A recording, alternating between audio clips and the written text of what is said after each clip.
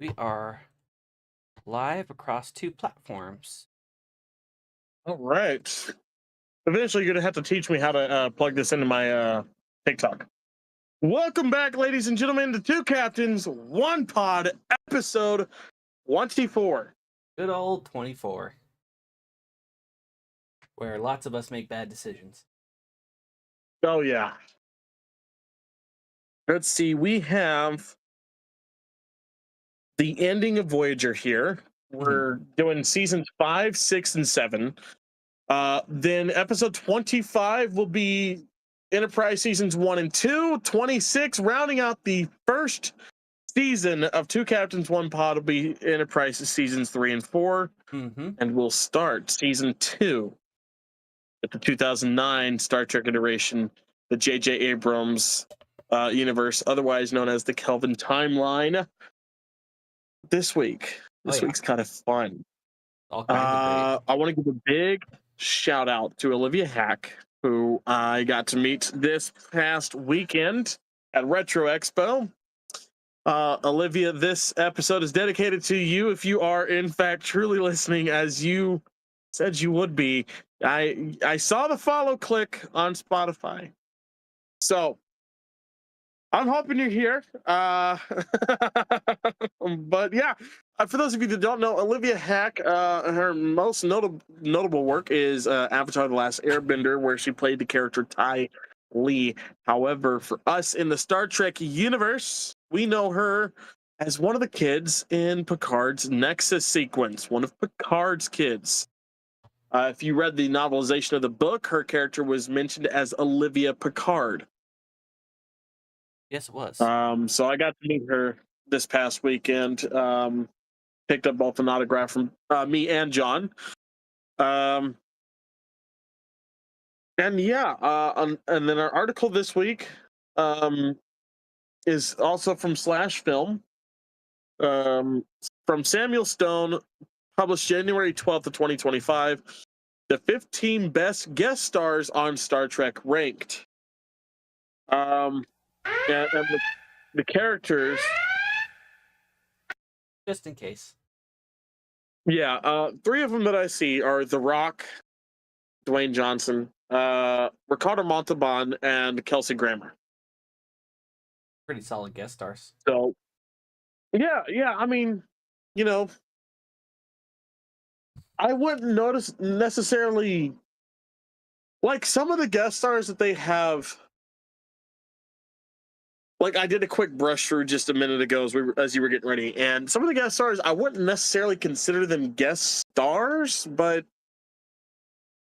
I mean, I guess it makes the list a little bit more thorough than I guess I would have done. So That's fair. But before we get into the Voyagers season 5, 6, and 7, let's go ahead and get this article going. Like I said, I brushed through this. It looks pretty interesting. So, as a franchise spanning multiple television series since 1966, Star Trek has brought countless memorable guest stars over the decades. However, not all guest stars are created equal, with several standing as career highlights in their respective episodes. Whether it's one and done appearances or informal reoccurring roles, effective guest stars quickly are embraced as fan favorites, and in fact, some connect with the cast, crew, and audience so well, they've inadvertently steered the course of the franchise. Let me take this jacket off. I'm sorry. It's not that it's hot. It is just very constricting. This jacket does not have enough material to do what it needs to do. It's a good excursion jacket. This would be the worst thing to wear out in the field. Legitimately. But Plus, it's a nice okay. planet. Yeah. All right. A great guest star gets seamlessly with the main cast and naturally elevates the story that they're appearing in. Rather than simply feeling like stunt casting, a guest role feels like an organic addition to the Star Trek franchise. For the purposes of this article, stars appearing on this list do not include actors who have appeared as series regulars on other Star Trek shows. Here are the 15 best guest stars on Star Trek, ranked in descending order. Descending order, so what would you say the first one is your number one? Because I have to thoroughly disagree if this is your number one. Now, if this is your 15, I have to thoroughly disagree, but I get why he's so low. We're going to go, this is 15. Number 15, Stephen Hawking. I could see that Now, being a I number one, understand- though. I could totally see that being a number. I can, but I've got my heart set on Ricardo Montalban, hands down. That's fair. As an action-packed guest star, I understand it being 15 as well, because okay, Stephen Hawking. By the time any Trek happens, Stephen Hawking should be long dead. Now, again, I think it was what a holodeck sequence, wasn't it? Yeah. At the end of Enterprise, yeah, end of Next Generation. But yeah, so here we go. Star Trek has a number of quick cameos over the years, including non-actors playing bit parts on various series and movies. For fuck's sake, can I talk? Star Trek The Next Generation, in particular, had several actors and pop culture figures appear throughout its 7-season run, amusingly including Fleetwood Mac drummer Mick Fleetwood as a fish alien. Famed astrophysicist Stephen Hawking went one step further for his cameo on Star Trek The Next Generation, appearing on the season 6 finale, Descent Part 1. Rather than play a fictional character, Hawking, a major Star Trek fan, plays a facsimile of himself. I think that's how you say the word. Facsimile? Yeah, that might be it. TNG regularly featured its main characters playing poker together in their quarters between serving shifts on the bridge to help improve his poker game. Data, Brett Spiner, programs holograms of Isaac Newton, played by John Novell, Albert Einstein, played by Jim Norton, and Hawking to join him for a friendly game. Data's reasoning is that he would like to study how the greatest scientific minds of all time interact with each other over the game. To his amusement, Hawking fools Einstein into believing he was bluffing in between comparing astronomical observations.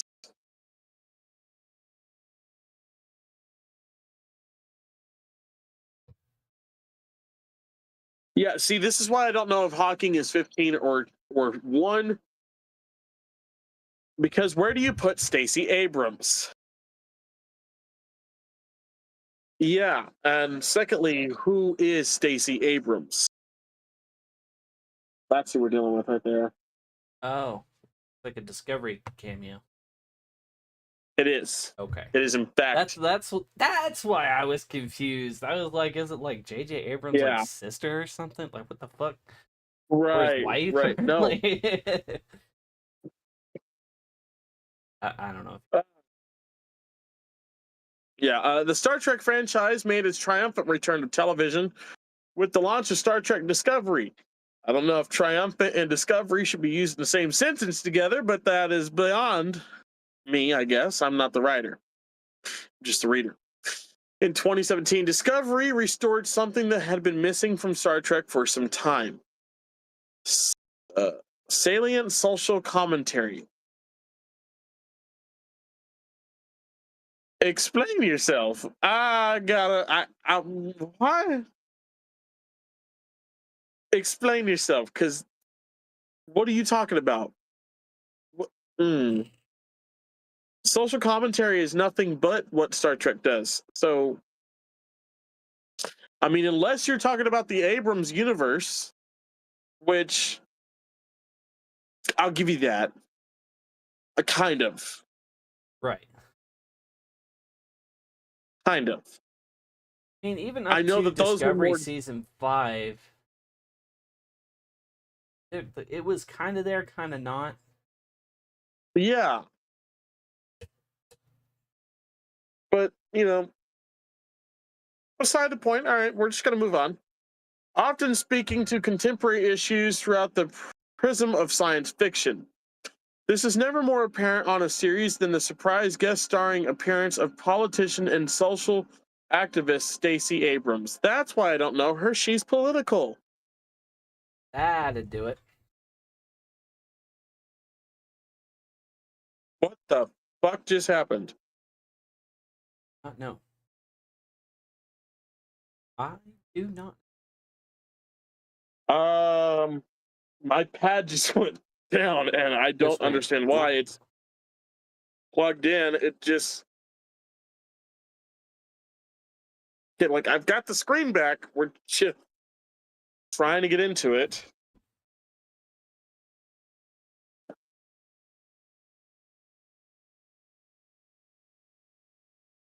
we good? Are we okay? Can I just click the Google icon, please? Maybe. Huh. I restarted Generations. So I'm watching them christen the Enterprise B right now. Wonderful scene. Oh, okay, we're back on it ish. Okay, here we go. She's political. There we go. On the season 4 finale is when she was on there. Abrams plays the president of the United Earth, who formally announces the planet is rejoining the United Federation after centuries of strained relations.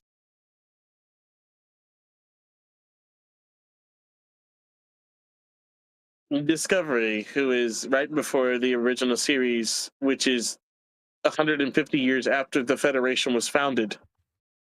Yes, centuries of strained relations. Yes, because that makes sense. Oh, all the sense. So much of the latter half of Discovery, set over 900 years after the events of TOS, is about rebuilding hope after recovering from catastrophe. Abrams, in her own real-life role with... Oh, that's right, it is season 4, which means they've already made the jump to... Never mind, okay. That's right. Whatever, commentary still I'm wrong. Fair enough. Fuck it. Fuck it.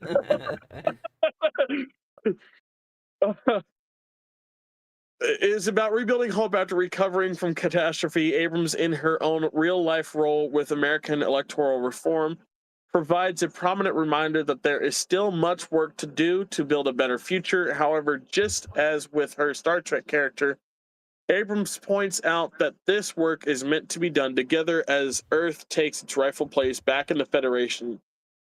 Abrams, herself a fan of Star Trek, relished the opportunity to work with the cast and use the show as a platform to instill hope for a better tomorrow. Okay. Solid. Okay, and see, this next one is one of the reasons why I'm like, I wouldn't consider him a guest star.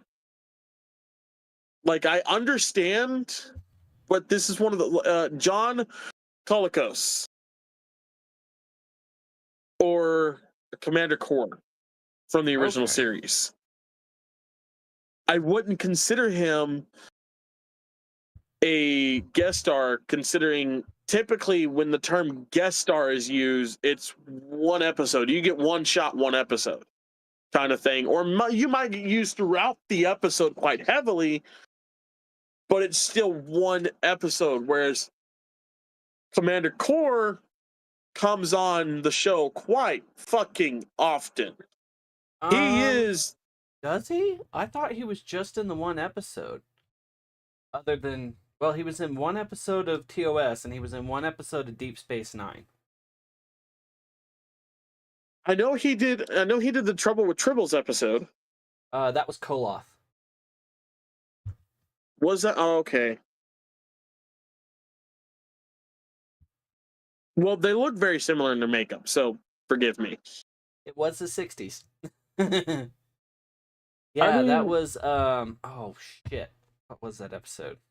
Um Errand of Mercy Thank is what you. they're saying.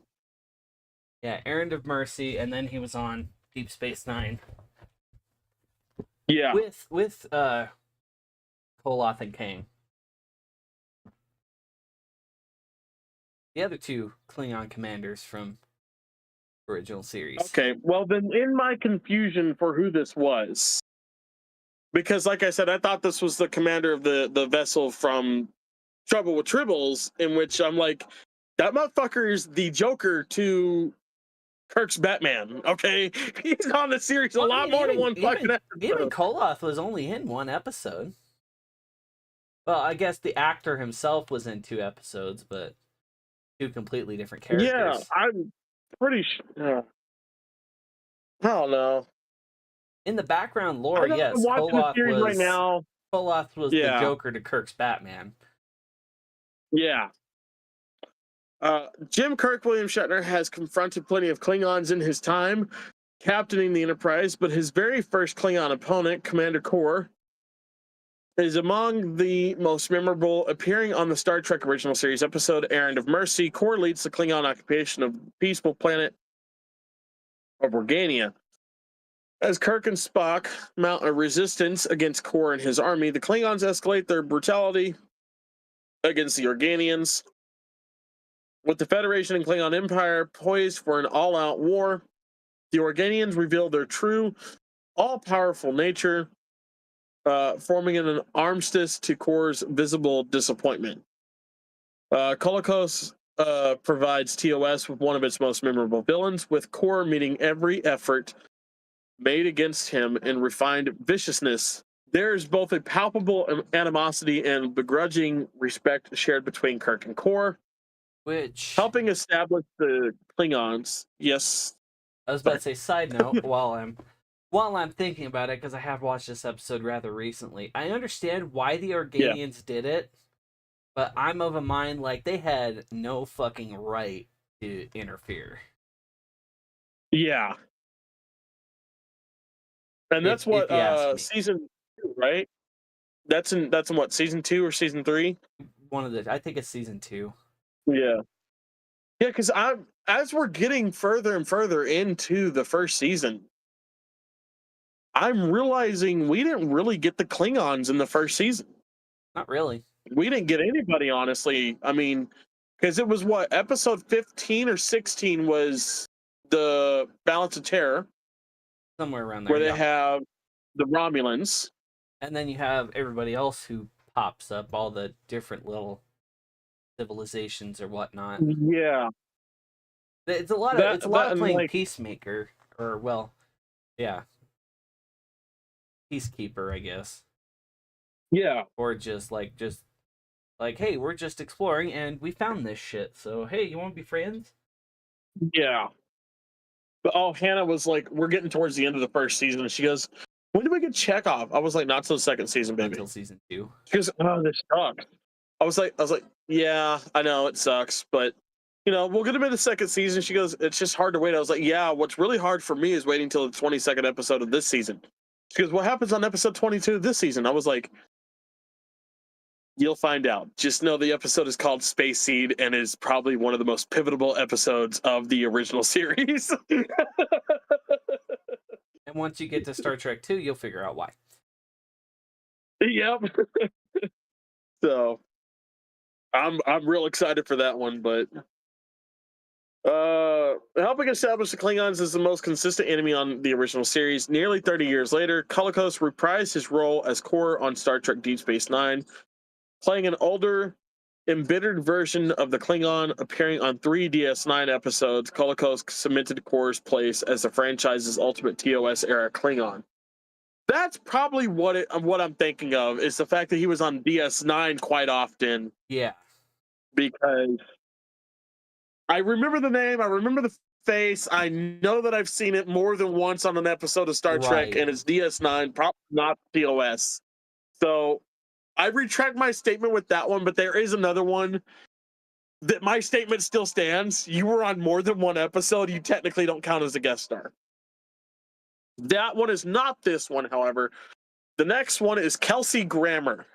Good old Kelsey Personally, Grammer. for me, as a scrambled egg. as someone who watched Cheers, as someone who watched Frasier, as someone who loves The Simpsons, I would put Kelsey Grammer a hell of a lot higher on my list of That's fair. Star Trek cameos. But also, it's the fact that I've seen Kelsey Grammer only one way for the majority of my life. And even knowing that this is Kelsey Grammer, and I've known it then, I knew it when I watched it, I know it now, staring at his face, you can tell me that's Kelsey Grammer all day, and I'll argue up and down that is not Kelsey Grammer. And it's because of the full head of hair and the fucking beard in behind it. Like, I would kill for a Star Trek show with Kelsey Grammer, to be quite honest. Kelsey Grammer, 100%. Which there's actually a book where the character that Kelsey Grammer plays almost got command of the Enterprise E. Really? Yeah, look up the book Star Trek Ship of the Line. Okay. It's good. It's a good read. I gotta say, this is one of my favorite episodes of The Next Generation because we get to see this beautiful uniform again. By 1992, The Next Generation. We have to see the Enterprise D blow up like 3 times. I know, it does. But and then again, not only do we get it 3 times, hell, we get it 5 in total. Yeah. With Generations, the movie that came right after the ending of this fucking episode. Yeah. No, that's fair. They just loved blowing that ship up, didn't they? Love blowing it up. God damn. Kirk goes, give me a 1 and done. Picard, fucking once? I'll do it 5. By 1992, The Next Generation reached the peak of its broadcast popularity, averaging over 1 million views per episode. I fucking wished. This coincided with Kelsey Grammer becoming a major television star after a successful run on Cheers and preparing to headline his own spin-off series, Frasier, the following year. With both shows produced by Paramount, Grammer was offered the chance to guest star on TNG Season 5 episode Cause and Effect. A Star Trek fan himself, Grammer accepted appearing as Morgan Bateson, captain of the time-displaced USS Bozeman. Which I don't know. I mean, I'm sure you saw it, but the TikTok I sent you about that specifically just a couple days ago, how Jonathan Frakes was a very good friend of Kelsey, and he goes, "Hey, I'm directing this episode. I need somebody else. You want to come over and be on Star Trek? We're to put you in one of the nice uniforms." Sign me up. You're gonna put me in the Monster Maroon? Fuck it, I'm there. You're not getting it back though. See, for if me, it fits me, you're not. Like, if it were me, I'd be like, put me in any damn uniform. I don't give a shit. You could put me in any uniform, but you put me in the Monster Maroons. Just know, the moment you say cut, that's a wrap. You're not seeing the uniform again. I will be gone. That will be it. I'm gonna go take a shit. Like fucking like Rick and Morty. Oh yeah, well, what's the level 9 passcode again? I gotta go take a shit. You just teleported us into a massive Federation prison. I gotta go take a shit. Wait, where'd he go? We need to get his costume. I gotta go take a shit. You can do that after you get out of the costume. No. This one's one of those, like, if I don't go now, I'm gonna Please tell me this opens. The bathroom's the other way, sir. Huh? Sorry, I'm pretty sure the bathroom's behind this door, right? Fuck. And he's gone. He's gone. Cause and Effect is an episode revolving entirely around strange time travel mechanics, with the Enterprise and Bozeman trapped in a reoccurring temporal loop. As such, the 2 starship crews constantly find themselves living out the same scenes, gradually noticing them the that something feels off about the situation. Unless your hands, the episode could have felt like a repetitive slog, but the cast, including Grammer and director Jonathan Frakes, pull off its execution brilliantly. Grammer, in particular, helps elevate the proceedings, making the confusion uh, the affected crews are experiencing all the more palpable as they try to determine what is exactly going on. Of course. 2278. Yeah.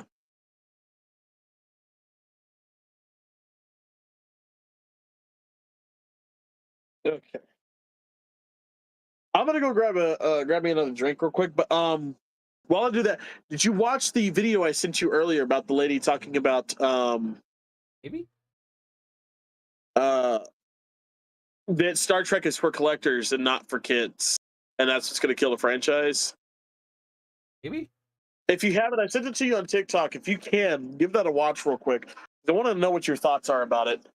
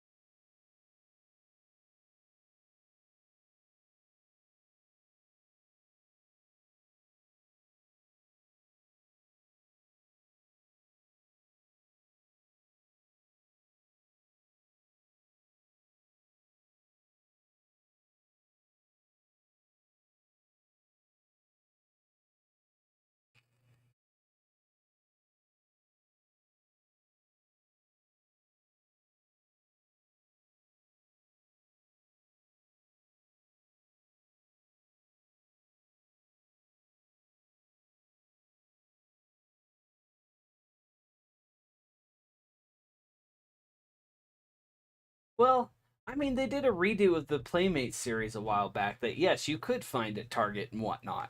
I know because I bought a couple of them.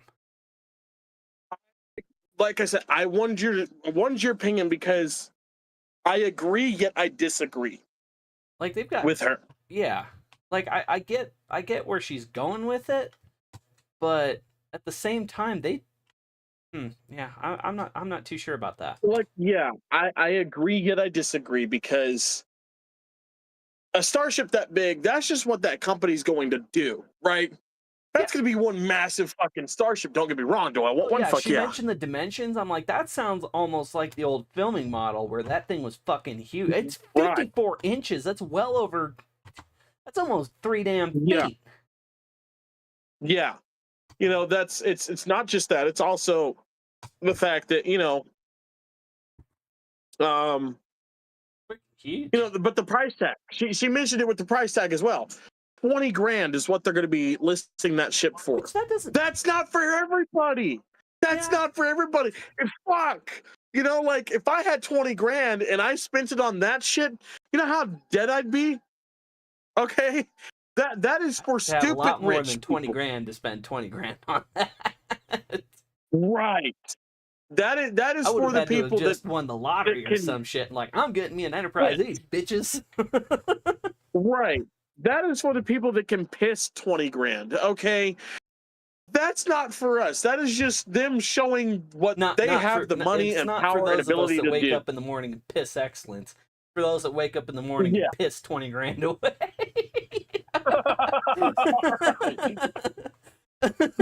But I understand where she's coming from, where we haven't really had decent action figures come out for a while for Star Trek, for kids to get into it. But also at the same time, most of the people getting into Star Trek now aren't children anyways. They're your younger adults. Now, do I agree we need a Boimler plush? Fuck yeah. Yeah. Because that'll get the younger adults. That's going to get your Gen Zers to want to get something. But you can't. In Lower Decks, there's a creature called a Moopsie, and there's a plush of it.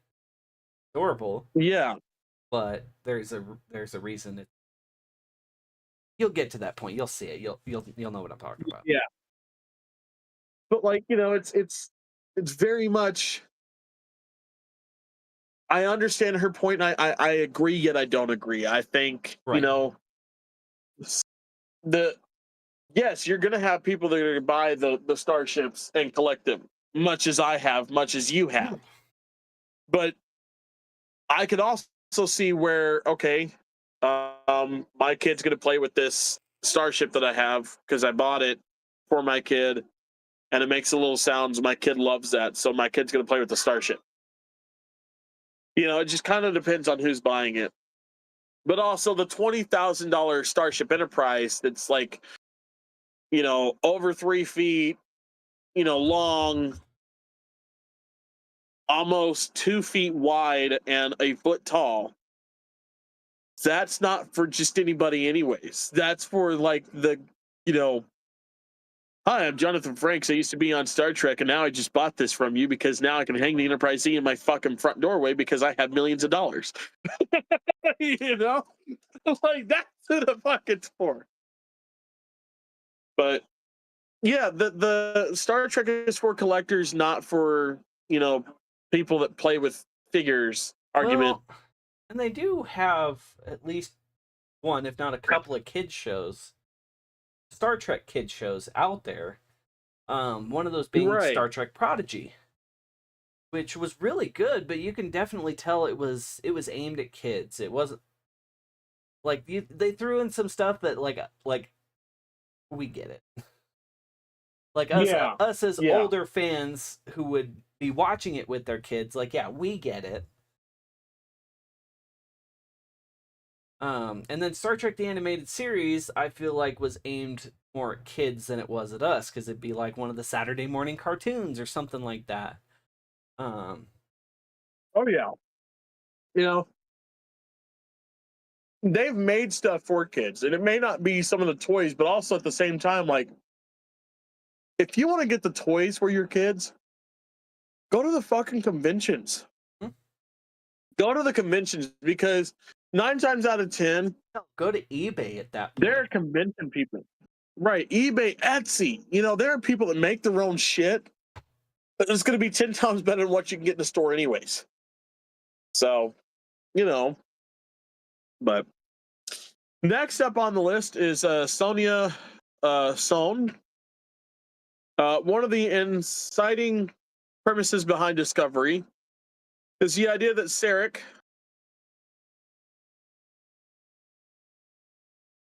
fuck that, she was in the show. Roger C. Carmel. Who was that? I don't even know what I don't even know what guest star you're talking about.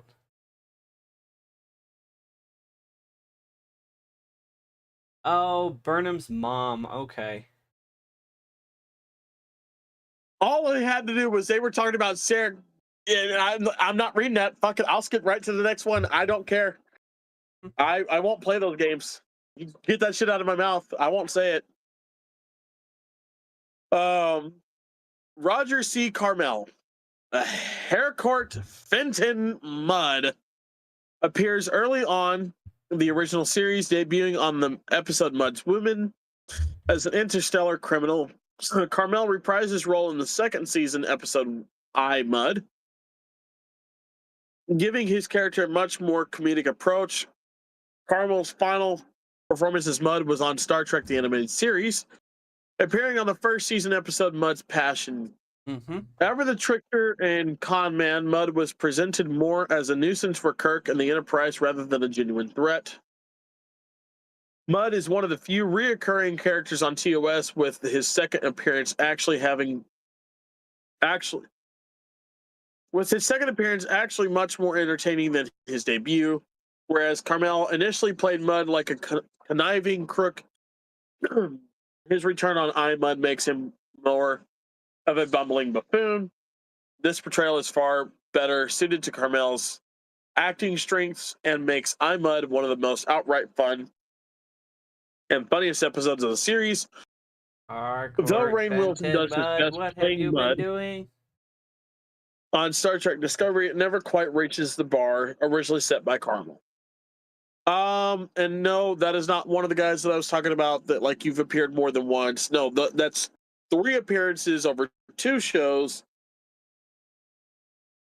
that's different. You're gonna know the guy that I'm talking about when he appears more than once in a series that I don't consider him a guest star. I consider him a series irregular. Next up is Mia Kirshner, who plays Amanda Grayson. Who? Mia Kirshner. Oh, Spock's mom Hot Spock's on Spock's Strange New hot Worlds. mom. Yeah. Yeah. Jane Wyatt memorably played Spock's mother, Amanda Grayson, on the original series and in Star Trek IV: The Voyage Home, reminding her son of his rejected humanity. While other actors have played with Grayson since, no other actor meets or arguably exceeds Wyatt's performance, with the exception of Mia Kirshner. Kirshner plays Grayson on the first 2 seasons of Discovery, providing guidance for Spock. And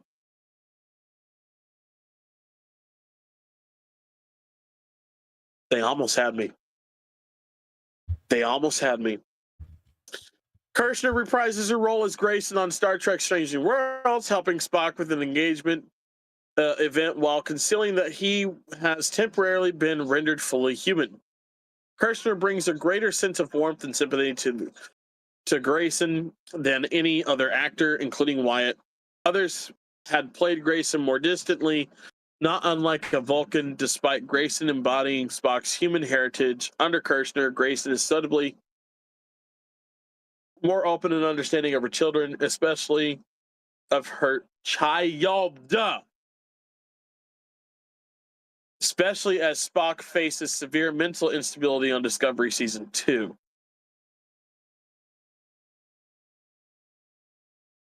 Yeah. You know who it meant when it said children. Uh-huh. Oh, I know. No. Child. Children maybe with Cybok, but we haven't seen Cybok since Star Trek V. Because nobody wants to play with Cybok, because Cybok's a bitch. Well, you've made it all the way through Strange New Worlds, right? Seasons 1 and 2, yes. So, you remember the episode where the pirates took over the Enterprise? And Pike's like, Vaguely. "Get the hell out of my chair." Yeah. What is firing? Yeah, that episode. The person they are talking about at the end of that episode, like that appears in the prison. Yeah. I know where you're going with it, and yeah, I did notice that was a hint to Cybok, and they were talking about Cybok. Yeah, I knew they're that. talking about Cybok, which I thought was fucking cool. By the way, I thought that was an awesome callback. No, don't get me wrong. I enjoyed it too, but like I was just sitting there like, alert. Well, don't get me wrong. I kind of hope he pops up in back either Cybok this season or the next 2 seasons. To be quite honest with you, like I hope, like even if it's just like a one-off, like right, like Spock just like. Yeah. Do it for Cybok. But for fuck's sake, Michael Burnham is her own goddamn character. She has nothing to do with Spock. She is not Spock's sister. That shit needs to be thrown away and burned with the trash that is Discovery. I hate, that is the one thing I hate about that series, and hate is the real word that I want to use, because it is. Hate's not even the strongest feeling that I have for that, but it's the only word I have for it, and I hate it. Yeah. Like, can we get rid of it, Michael? Or can we get rid of it? Not without cause, Michael. I have cause, and it is because I hate it. I've kind of come to terms with it, but I just don't really. I can't, and I won't. I won't acknowledge Discovery. No, I won't do it. Next up is William Campbell. The next few of these are going to be like Oh, so that's who the fuck that was in the original series. Oh, this would I make know who sense if William we were Campbell in our is. 60s and 70s. Good Yeah. old Billy Campbell. But here we go. Before Q, there was Trelane, the omnipotent delinquent played by William Campbell on the original series, season 1, episode The Squire of Gothos. Oh, that reminds me, quick Despite his, sidebar. You're gonna yeah, love season 3, episode 2 of Strange New Worlds. Trelane. It's not clearly stated. It's a being like Trelane, but I'm specifically talking about his father, who is voiced by a very special actor. Wow.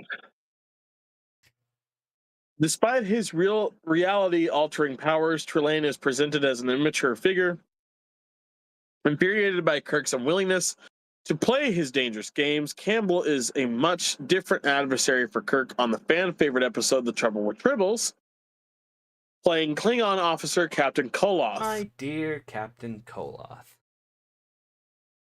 Campbell reprised his role as Koloth years later on Deep Space Nine, dying honorably in the field of battle on the episode Blood Oath. In lesser hands, Trelane could have come off as a character that would, you bitch, quit doing this shit to me. It refreshed itself again. Yeah, going back to season 3, episode 2, anytime he uses his powers, you know what he does?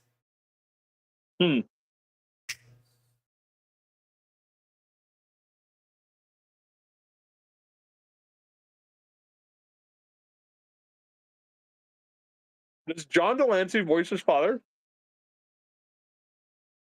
It's just an energy being, but anytime the kid, I speak in relative terms, anytime the child uses his powers, he...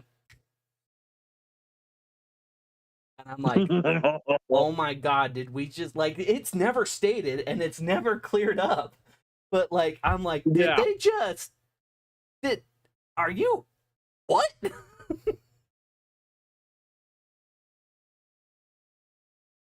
Yeah, I was very shocked. Yeah. In lesser hands, Trelane could have come off as a character that would be just as annoying to an audience as Kirk and the Enterprise. Under Campbell, the character is playful and mischievous, but fortunately never grating to the viewers. As Koloth, Campbell presents a more lighthearted Klingon antagonist for Kirk, fitting in the episode's more comedic sensibilities. Campbell gets a chance to flip this on its head on DS9, giving Koloth the final blaze of glory that he so richly deserved. The Trouble with Tribbles episode is probably one of my absolute favorites of the original series. Oh yeah, it's gotta be number 2 for me. Yeah, my favorite lines come from the Trouble with Tribbles episode, and that's hands down. It doesn't matter because it's feeding them, they stop breeding. When he insulted me, you did nothing. Well, no, sir. I thought your ego could take it. Attacked the Klingons because they insulted the Enterprise, not because they insulted. This was a matter of honor, sir.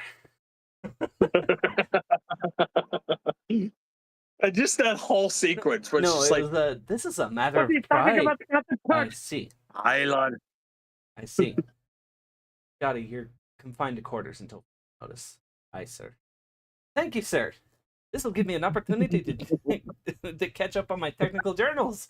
It's like you were doing Scotty a favor, you dumbass. Like, the whole bit, from Chekhov and Scotty to Scotty and Kirk, back on the Enterprise. Mm-hmm. He's talking about Captain Kirk. Island. But it's okay. The captain can handle it. Everybody's entitled to an opinion.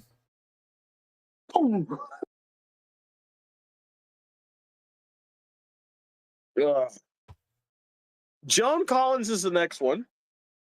Again, like I said, if we were 60 or 70, I'm pretty sure we'd understand why these people are so special Probably. as guest stars. Well, Joan Collins was, yeah.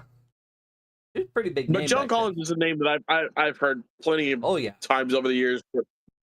Oh, absolutely. She was an old Western star for a while too, wasn't she? I want to say she was a Western star. Like she did a few. I'm pretty sure she did a few Westerns. That sounds right. I could be mistaken. You read the article. I'll do the research. Yeah. Captain Kirk has had plenty of love interest on the original series and subsequent depictions, but one that looms over the rest is Edith Keller, played by British actor Joan Collins. Keller appears on the first season episode, The City on the Edge of Forever. Keller lives in the 1930 New York City, where she meets a time-traveling Kirk, Spock, and Dr. McCoy. When they travel, despite the budding romance between Kirk and Keller, he must allow her death to occur to preserve history and the prime timeline. Mm-hmm. She was in a lot of Westerns. Yes, you are correct. I was thinking, yeah. You keep reading. So. I'm gonna go get a drink real quick. Yeah. The City on the Edge of Forever is widely regarded as one of the greatest Star Trek episodes. And the episode only works if we believe in Kirk's love for Keller.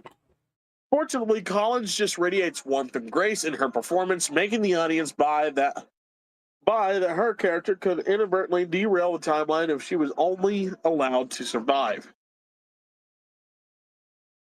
There is a deep tenderness to Keller, not only with how she interacts with Kirk, but how she cares for gravely ill McCoy. Collins doesn't just give Star Trek Kirk's best love interest. She sets a high bar for all guest stars the franchise would see moving forward. And honestly, it is one of my favorite episodes. Oh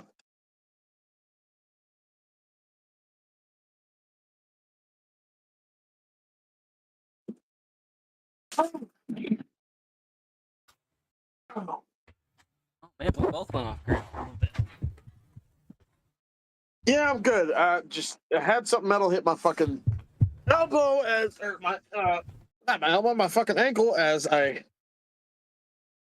And I'll tell you why this is one of my favorite episodes. When it comes to, funny enough, Playmates figures we were talking about earlier, I have two very special ones.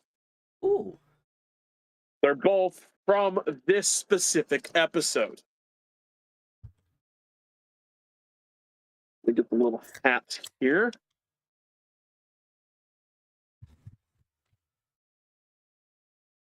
I have Spock and Kirk from this specific episode with Joan Collins. Yeah.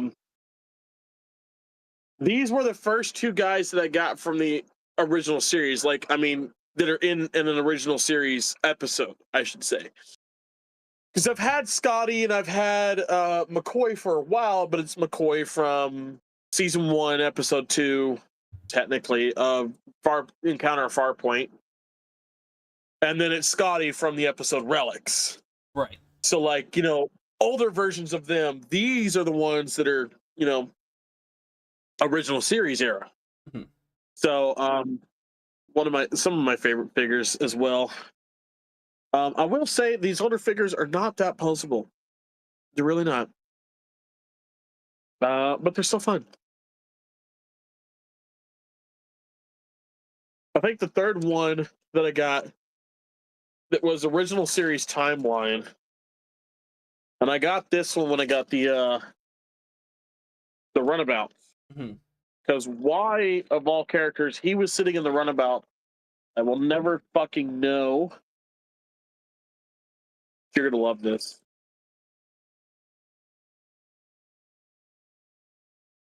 Because he's a little bit more posable than some of the rest of them. I was about to say, yeah, that's what I thought. I'm like, that's Kirk. EVA suit Kirk. But yeah, he was sitting inside the fucking little runabout like this, and I'm like, one, he's got the EVA suit. Two, Kirk wouldn't know what the Maybe fuck it a was a hope runabout breach, is. you don't All know. right. All right, number 4. And here we go. We'll talk Voyager here. I don't actually know if this is number 4, but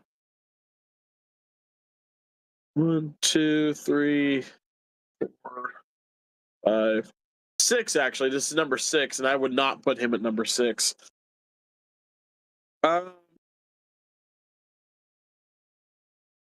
Dwayne Johnson. That's what The I Rock. thought. I was about to say it's about to be Dwayne the Spock Johnson. Before he was one of the biggest movie stars in the world, an early acting role for Dwayne Johnson was on Star Trek Voyager, appearing on the season 6 episode Senkatse. Johnson plays a mixed martial arts champion on the planet that Voyager crew visits on shore leave. After Tuvok, Tim Russ becomes injured and requires emergency medical attention. 7 of 9, played by the ever so gorgeous Jerry Ryan, agrees to face the champion in the ring. During his fights on the episode, Johnson not only does all of his own stunts, but delivers some of his signature WWE moves, including the Rock Bottom. And God, who could have seen that coming? Johnson's Star Trek role was at the arguable peak of his professional wrestling career, and a full year before his big screen debut in The Mummy Returns. Johnson leans into many of his usual wrestling heel tricks of the trade, gamely grandstanding for the audience with all of his star-making swagger. This role elevates Senkatse to be one of the most memorable episodes of Voyager, particularly in the show's later years.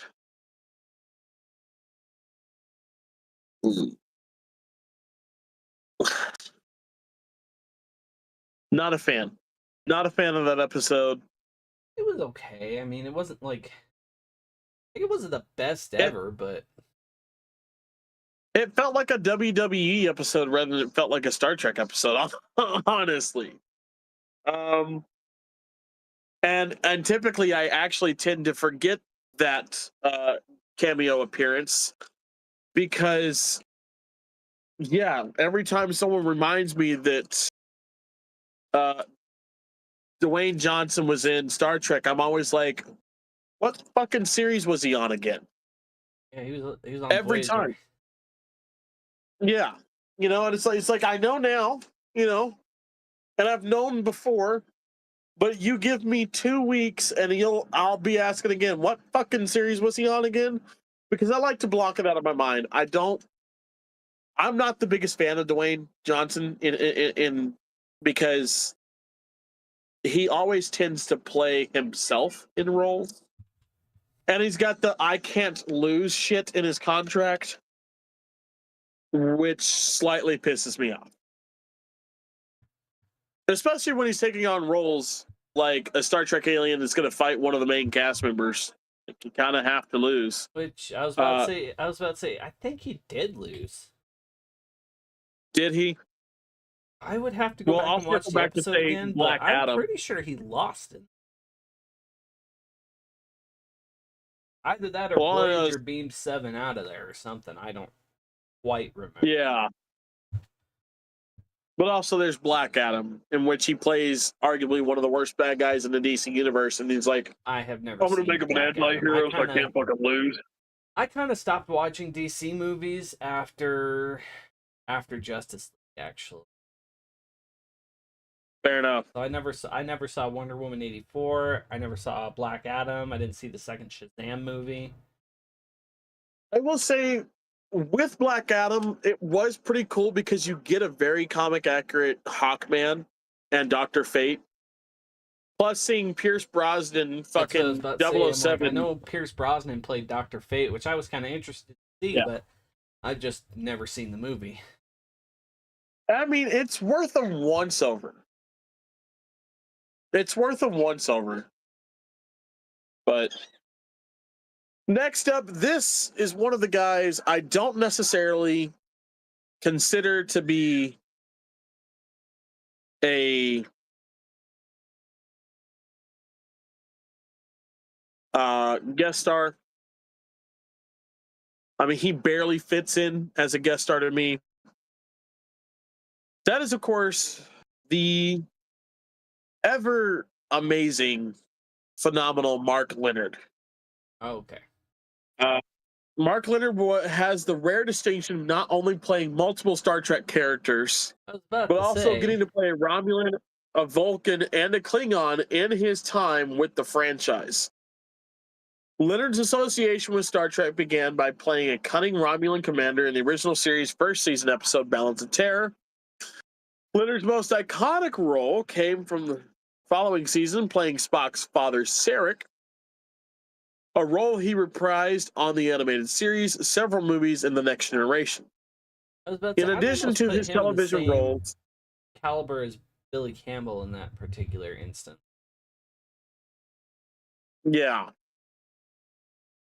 And then, yeah, he plays a Klingon commander in the motion picture. Which took Completing the which took a trifecta while to of that. figure out because, well, he's in Klingon makeup. You can't tell it's him. Yeah, Like yeah. even I went back and watched it the other day, and I'm like, I can't see the Mark Leonard. Yeah, yeah. I just, like I said, because of all the times he's come back and played Sarek, specifically Sarek, I don't see his character as a guest star. Now, if you were to just say it to the Balance of Terror Romulan and the motion picture Klingon, for sure. Well, here's my thing about Sarek. He's only like really a main focus in 2 episodes. He's a main focus in Journey to Babel and in the episode Sarek of The Next Generation. Those are the only 2 episodes where he's more than a guest star, but like he's a supporting character, he's not a guest star. I'd say everything else he was definitely a guest star in, because I didn't really per se use him other than like a quick cameo, I guess what would be a cameo appearance in that aspect. Right. But again, I mean, I would just call him, more or less a series or a Star Trek irregular. Then, for a third time, are you fucking kidding me? We're at the end of the fucking list, you piece of shit. Oh boy. Here we go. This time it took me all the way out. I thought you were talking about another Discovery thing. That's what I thought you were going off of. Oh, no. Oh, I'm sorry for laughing, but that's just too funny.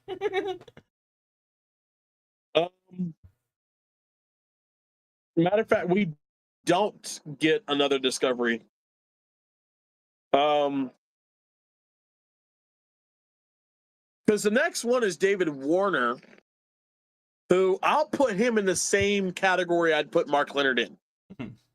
Their roles are guest appearances, don't get me wrong, but they themselves as an actor, David Warner and Mark Leonard as actors, are not guests on Star Trek. They are as much a part of Star Trek as anybody else when it comes to Star Trek. That's what I would categorize them as. Remind me who Mark Warner is? David Warner. Or David Warner. God damn it. Yeah. Played 2 different characters in separate Star Trek movies. I'm sorry. By the time David Warner appeared for his guest starring role on The Next Generation, he'd already played 2 different characters in separate Star Trek movies. After playing a human in 1989, Star Trek V, The Final Frontier, and a Klingon in 91, Star Trek VI, The Undiscovered Country, David Warner played a Cardassian on TNG.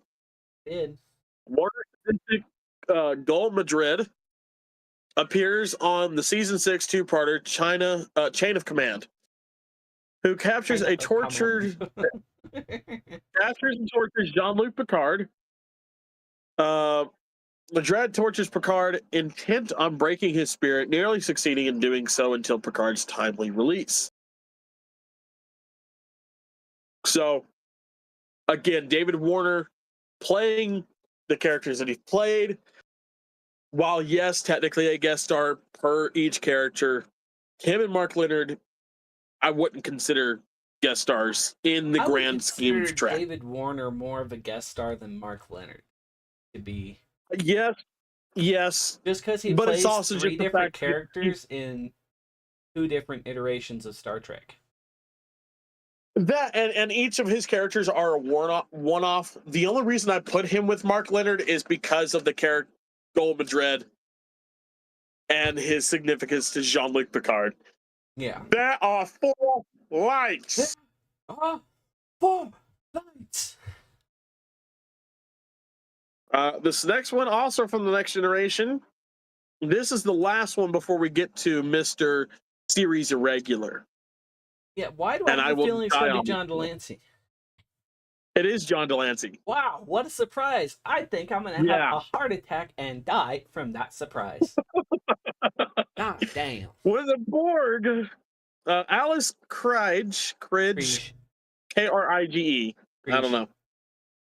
Alice Krige. Okay. When the Borg debuted on the Next Generation, they appeared as a true collective with no clear individual leader for them to rally behind. In 1996, Star Trek First Contact introduced. 1996, Star Trek First Contact introduced the Borg Queen, the singular entity leading to the Borg as they mounted a time-bending attack on Earth. Mm-hmm. Played by Alice Krige, the Borg Queen survives her defeat in First Contact, reappearing in a guest star capacity on the 2-part Voyager series finale, a brief return on Lower Decks, and a return on Star Trek Picard. Again, I put her in the same role as Mark Leonard. I put her up there with Mark Leonard because you kind of just can't get rid of the Borg Queen, like, well, she's been all over they it. did. Yeah, they did, but you know what I mean, though. I know what you mean, but semantics. Had to get you on the semantics because, let's be honest, I'm probably not going to get you on much else. Mr. Series Irregular. Yeah, this not is not a guest star by any means. Like, he's not even like Mark Leonard guest star. This is supporting cast. Series Irregular. That is the only title for this man. John Delancey, the very first antagonist, Picard, and the crew of the Enterprise space in the Next Generation isn't the Borg. It's not the Klingons. Hell, it's not even the Romulans. But Q. Played by John Delancey, Q appears on the 2-part TNG series premiere, declaring himself an omnipotent judge observing humanity. Selecting Picard as humanity's representative, Q threatens to use his reality-shaping powers to erase the species' existence if he deems them unworthy. Beyond the premiere, Q would reappear at least once each season of TNG, culminating in him returning to his judge role in the 2-part series finale. Star Trek keeps bringing back John Delancey's Q because he's so effectively compelling to watch, with the character alternating between adversary and ally on a whim. This distinction goes beyond TNG, with Delancey reprising the role of Q on Deep Space Nine, Voyager, Picard, and Lower Decks.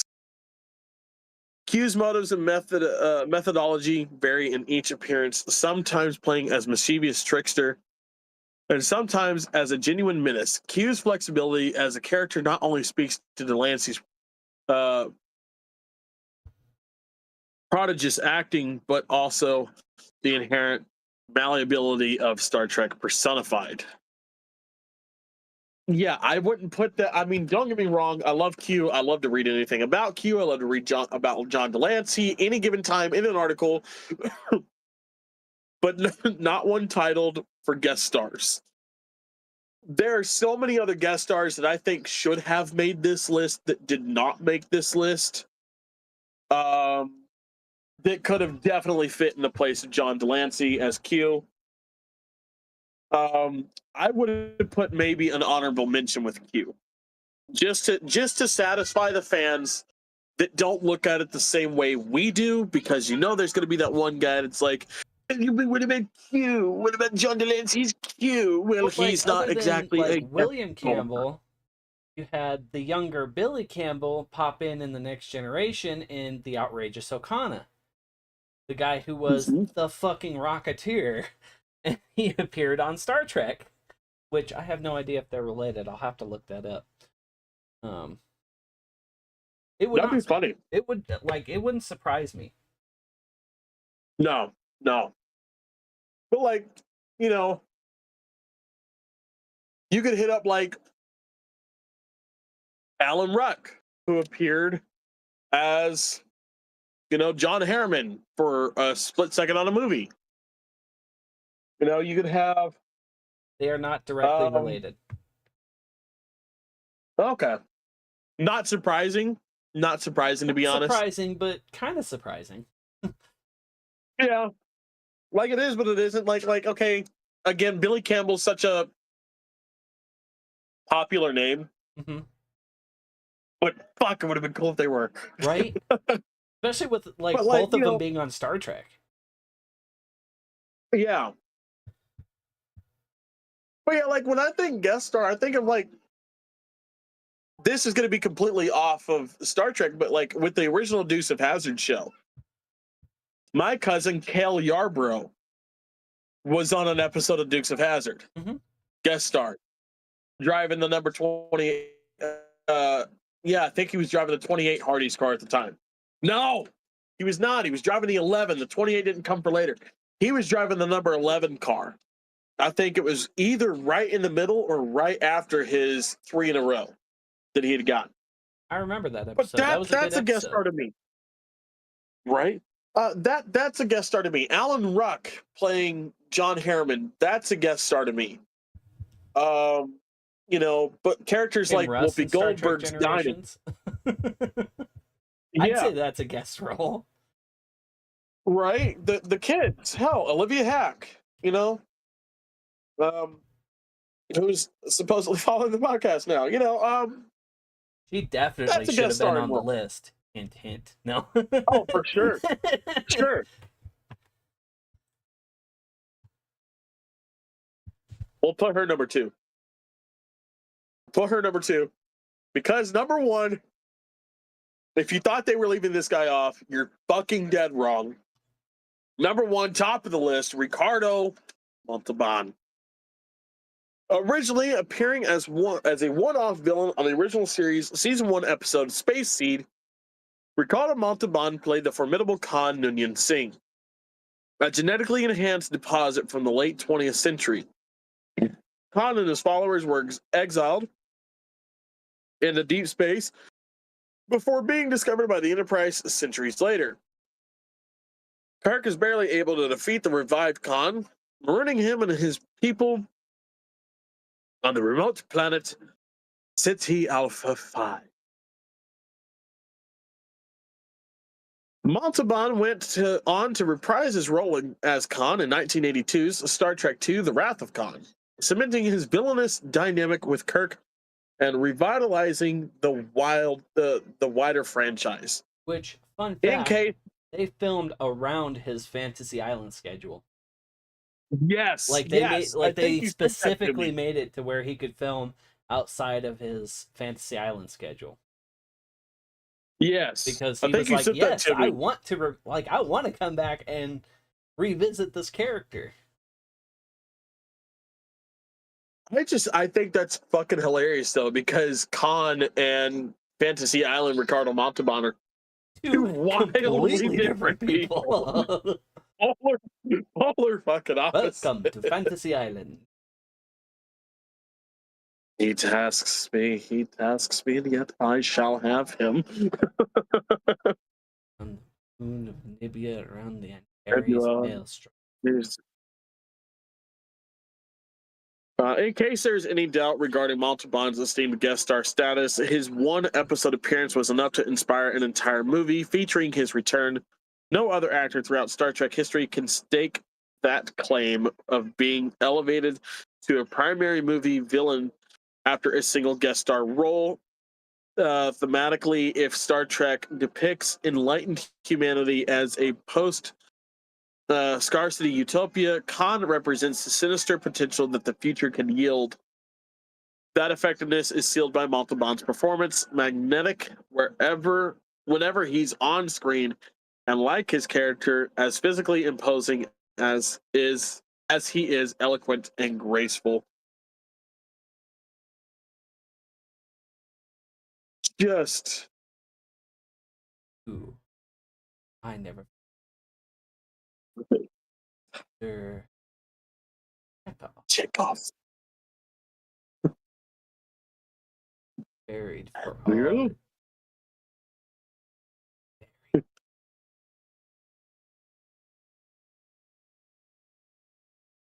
Admiral Kirk will get you. Admiral Kirk.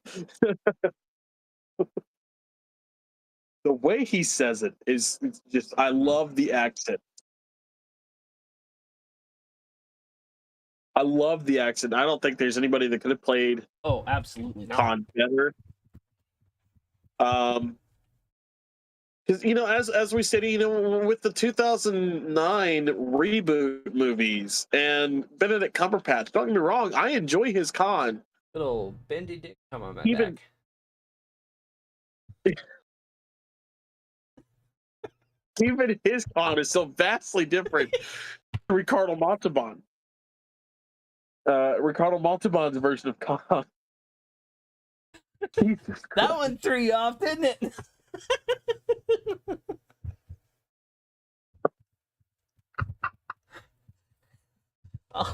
I'll just fill out the HR paperwork and we'll be on our way.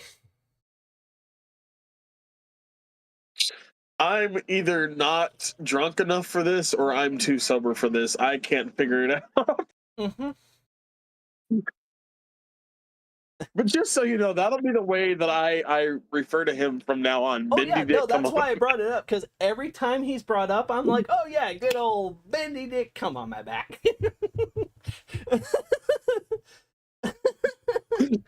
I've said it like 4 or 5 times on this very podcast. You realize that, right? And you I don't have think never I've ever caught it. I don't think I've ever caught it. But no, again, his Khan is so vastly different to Ricardo Montalban's Mhm. Khan. That they're arguably two different characters. I think the only thing linking them is just the story of 72, people. I was about to say 72 virgins, but whatever, dude. Whatever It's floats your boat. Khan, not Osama. Whatever floats your boat. I mean, whatever. It's Khan, not Muhammad. I'd rather have 72 sluts who know what the hell they're doing.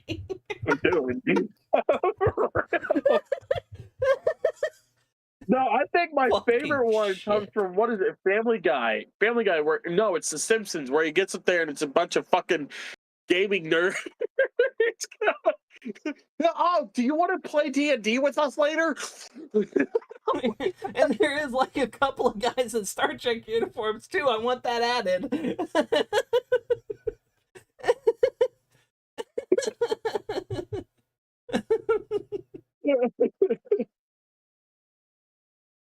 Oh my god, that's Or Futurama.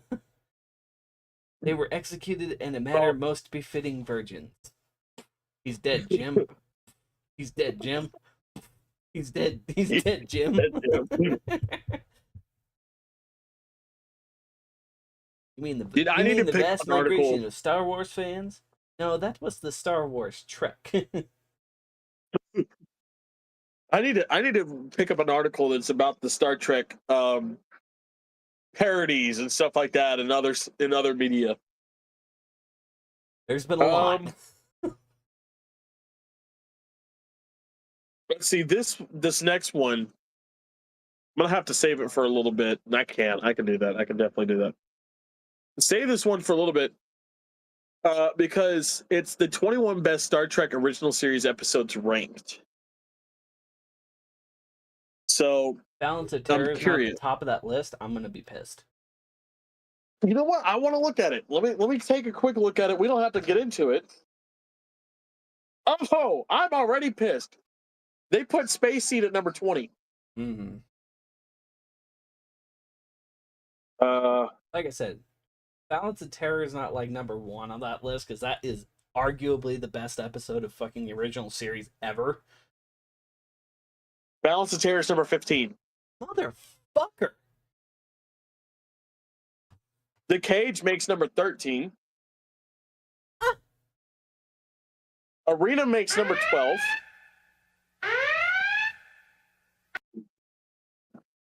Warning, warp core breach a lot sooner than you think.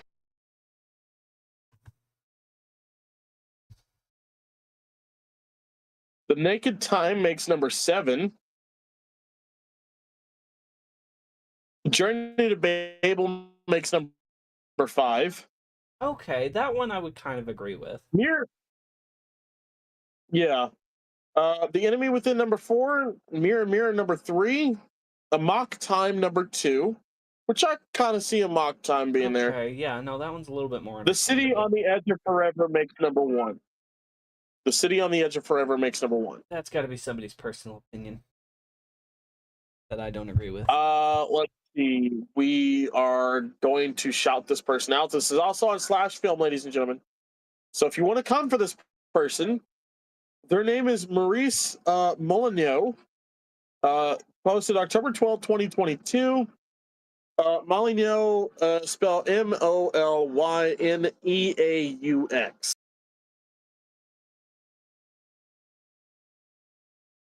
We found another Chris. We found the Chris of Screen Rant for Slash Films, and it's Maurice. Crazy old Maurice. How's the chicken supposed to run around without any feet? I don't know, Maurice. I'm not the chicken, okay? Why are you asking me these questions? Yeah, I was thinking Beauty and the Beast. Crazy old Maurice.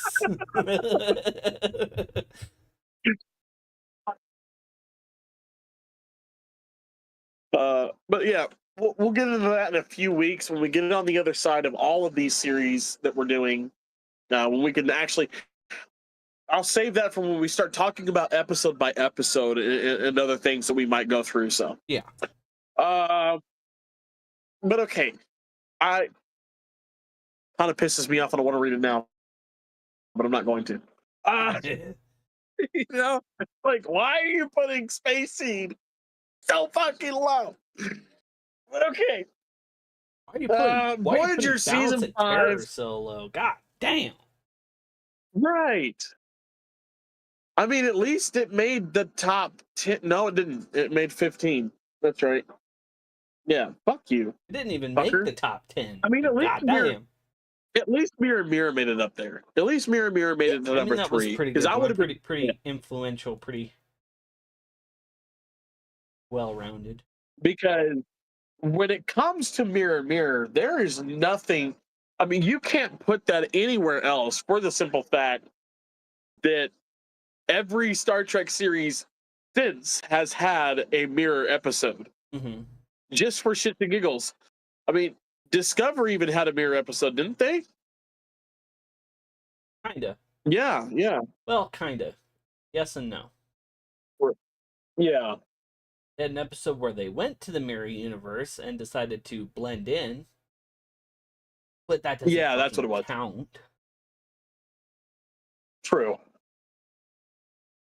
But, you know, Voyager's season 5, 6, and 7 ends the story of the lost, needs to be found starship. Season 7, within like the last couple episodes, they go 10,000 light years or so, making it to Earth. Janeway gets promoted, and everybody more or less gets a happy-ish ending-ish. You know, let's see, the finale for that one, not one of my favorite finales of all time. I'd prefer Next Gen finale, D Space's Nine finale, more than I would Voyager. I mean, yes, they wrapped it up, in a nice little bow, but it wasn't. I mean, it could have been done better. Yeah. Could have been done better. But it's not the last time we see any of these characters. Hell, we'll see Janeway again as Admiral Janeway. Come Nemesis to give orders to Picard, which we've already talked about Nemesis. So if you want to go back and officially put it in timeline, go back a few episodes. She also reappears in Star Trek Prodigy alongside Chakotay, believe it or not. Yep. We'll see Tuvok again. You know what? I'm adding it to canon. Fuck it. Renegades. If you watch Renegades, you'll see Tuvok again. We'll see Tuvok again in Picard. And Picard. We'll also see Jerry, not Jerry Ryan, but Seven of Nine. I mean, technically shortened both. to 7. Yeah, technically both. Shortened to 7 by the time Picard rolls around. Mm-hmm. So, and then should you want to play the Star Trek Online game, which we started out on, you'll get all of them in there. You'll get every single one of them at one point or another in there. I guess you I think there's like maybe 2 or 3. No, you get all of them. All the main ones there. Yeah, I was gonna say because I know we mentioned B'Elanna in the game, but we don't actually see B'Elanna. Yeah. So yeah, it was fun. Yay! We're not lost in space anymore.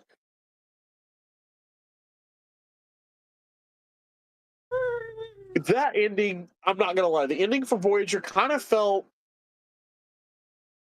pressured and rushed. Well, and it was, even though they had a full 7 seasons. Yeah, I mean, it was pressured and rushed to get it out. Yeah. They made a lot of controversial decisions as far as character development, so on and so forth. I've always liked the finale of Voyager better than most of Voyager, to be quite honest with you. Like, that has always been my favorite episode of Voyager, is the last couple. Yeah, the last couple are, I mean, yes, they are pretty damn good fucking episodes. And Paramount loves to do that shit, I've noticed. Paramount loves to do this shit. When it's a 2-parter episode, they'll fucking make it a one-off episode. Like, you watch Encounter at Farpoint, that is a 2-hour Star Trek episode. When you watch the ending of Voyager, that is a 2-hour Voyager episode. Mm-hmm. But the ones in the middle of the season, like, they won't. Yeah. They'll just kind of like, okay, to be continued. Which I kind of get it to a point. Yeah. I'll be right back. I gotta go do something real quick, but yes.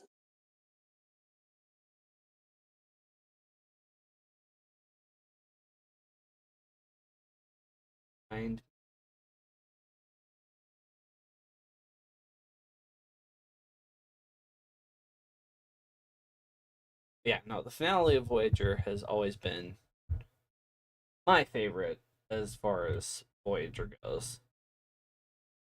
Don't get me wrong, I do like Voyager, I really do. But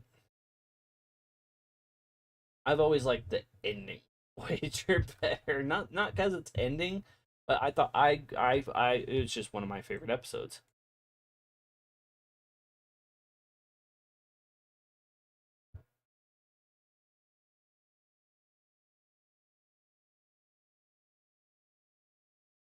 So yeah.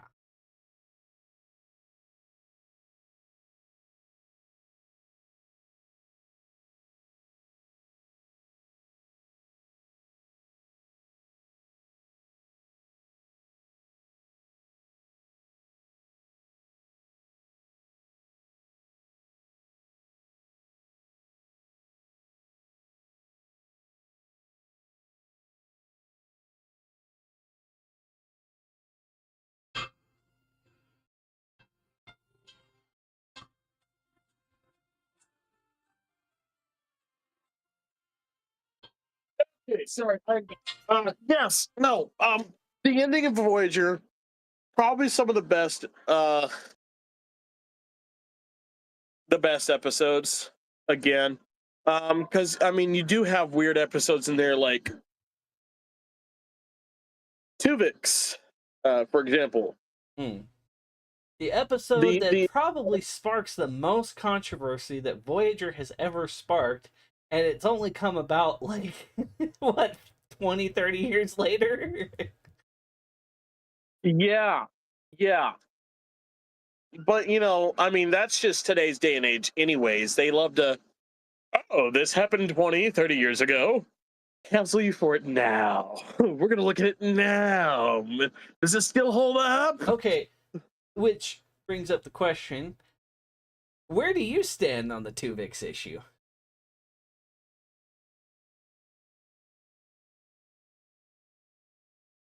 I think it shouldn't have happened. I'm on that side of the fence. I'm over here going, not dead. Not fucking dead. I'm gonna skip the episode.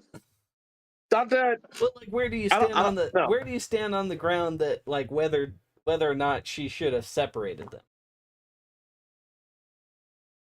Like whether or not Janeway should have separated Tuvok and Neelix into their separate beings again.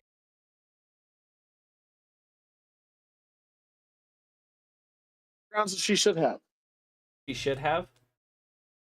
Yeah. That's the side of the Yeah. fence. I'm That's on the that's the side fence. of the fence I'm on too. Yeah. Because just it's just wrong. Who did they get to play Tuvix, by the way? Because I know it wasn't either one of them. No, it wasn't. I don't remember who it was. You know what? I'm gonna look it up. I got the pad right here. Who played Tuvix? Tom Wright played Tuvix.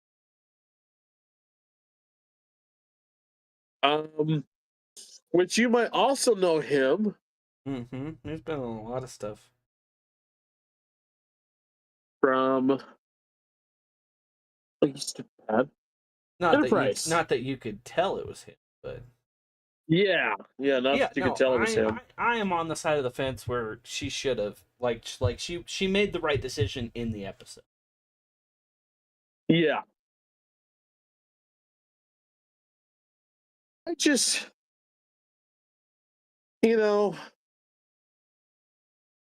there's so much that Voyager did that, some of the controversy that they're facing even now that, was very controversial back then.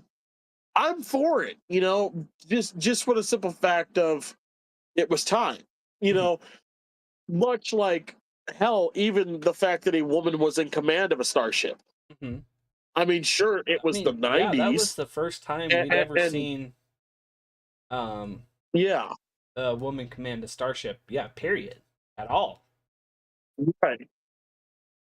Well, no, because we also got Rachel Garrett in command of the Enterprise Yes, C but in the next episode. with their own, like, you know what? You know where I'm going with it. Yeah, I know. Semantics, fucking no. I had to bust your ball. I can't complain because I was doing that to you earlier. Yeah, but no,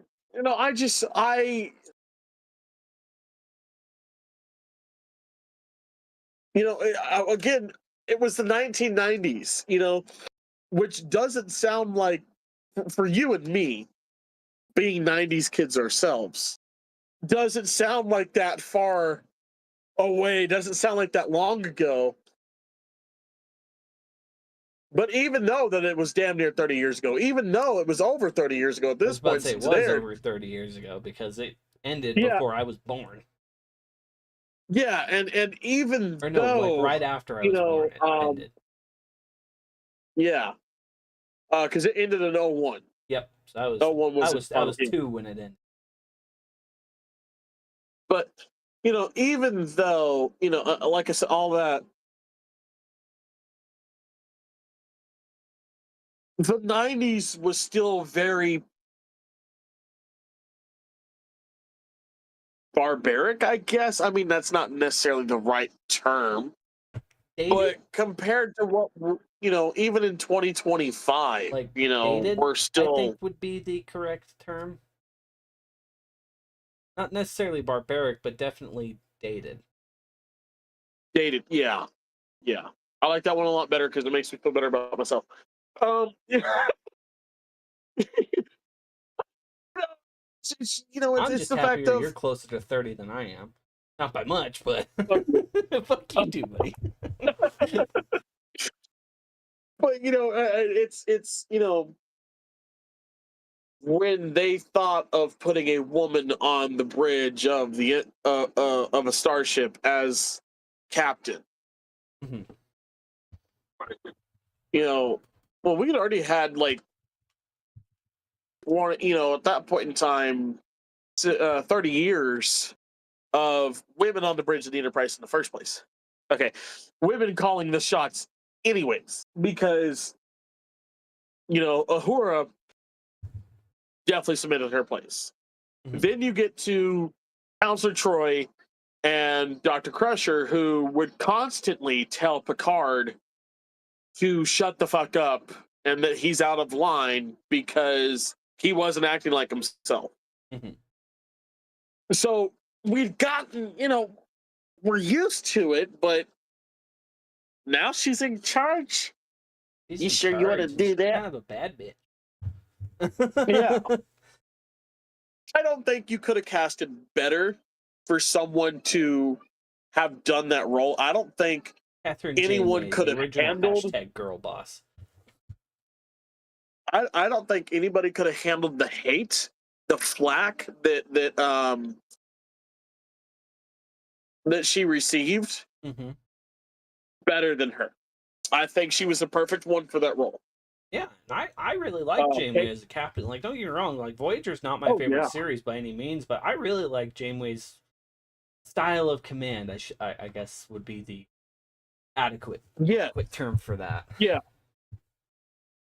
That and the fact that Janeway is a no nonsense, take no shit kind of person in the first Oh, place. I mean, absolutely. she shows up and again in the first couple seasons she has to blend two crews that would not ever work together in any Mm-hmm. other circumstance and go, you're gonna blend seamlessly. I'm not gonna have any problems, or I'll throw you out a fucking airlock. Test me, I'll do it. Especially if I haven't had my black coffee in the morning. Because as much as Or Earl Grey tea and we'll do in a pinch, but I prefer is, captain. yeah, as much as Earl Grey tea is a part of Jean-Luc Picard, coffee is a part of Janeway. There's coffee in that nebula.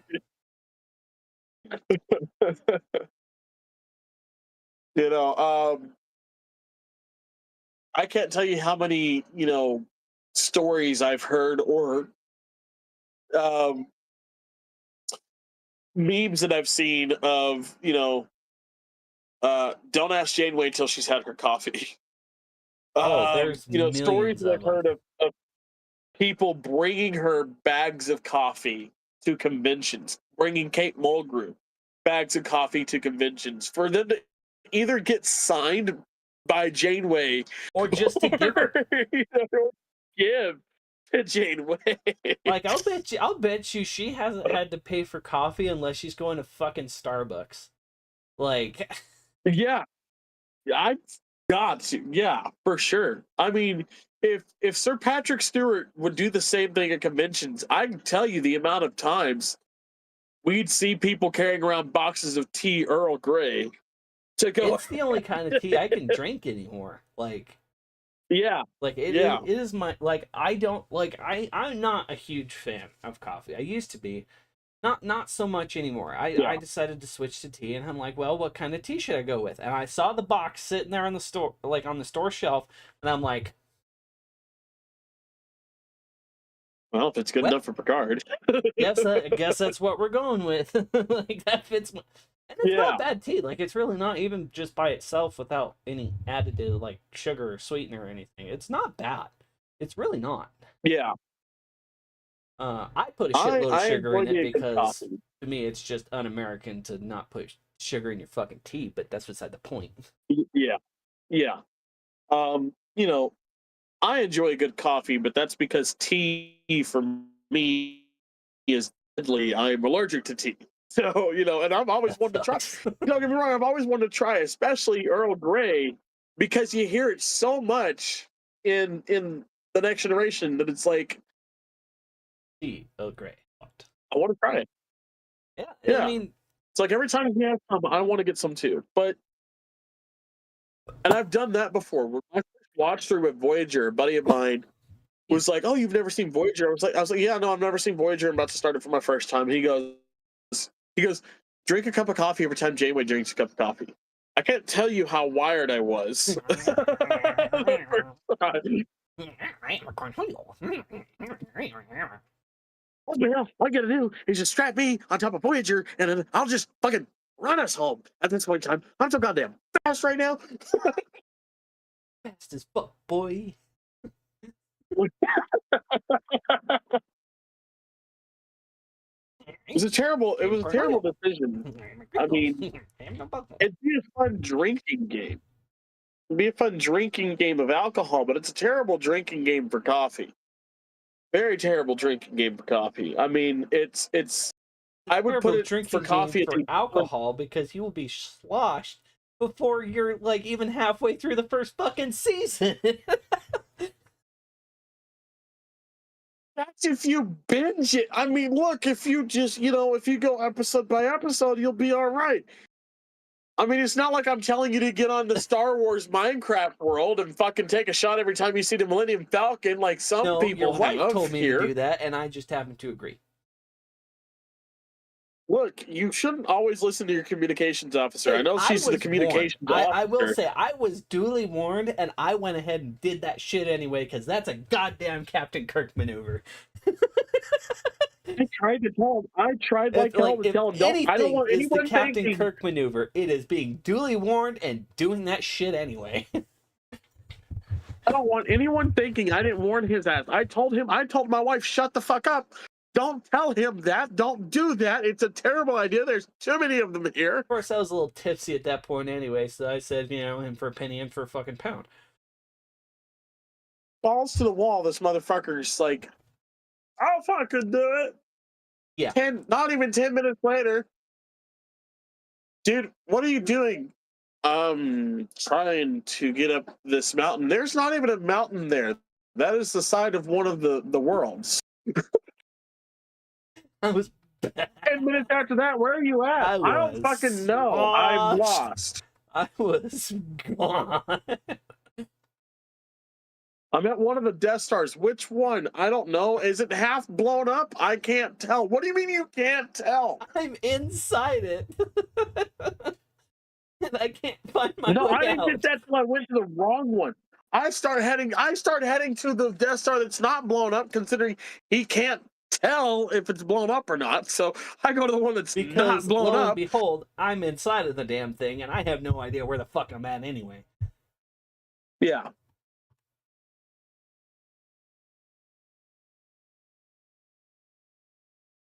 What the? If you'll bear with us just a minute, folks.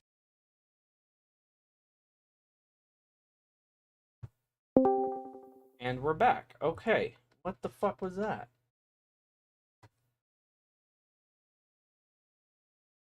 I don't know, but that was scary. It just kicked me off of Discord for a minute. What the fuck? I have no idea, dude. All I wanted to do was turn my camera off for a few seconds. Have you heard anything from Michael? Not as of yet, but I haven't been checking my phone. Okay. I have got to go grab me a snack, or I'm going to get into the hangry portions. I'll be right back. I've got a throbbing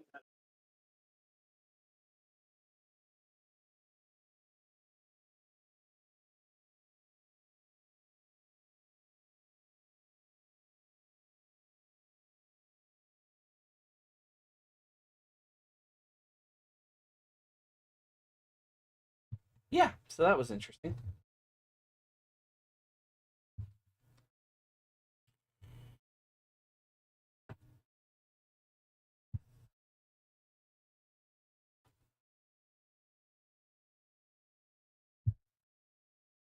Ooh. Poof, I'm back. Ooh, yeah. Um,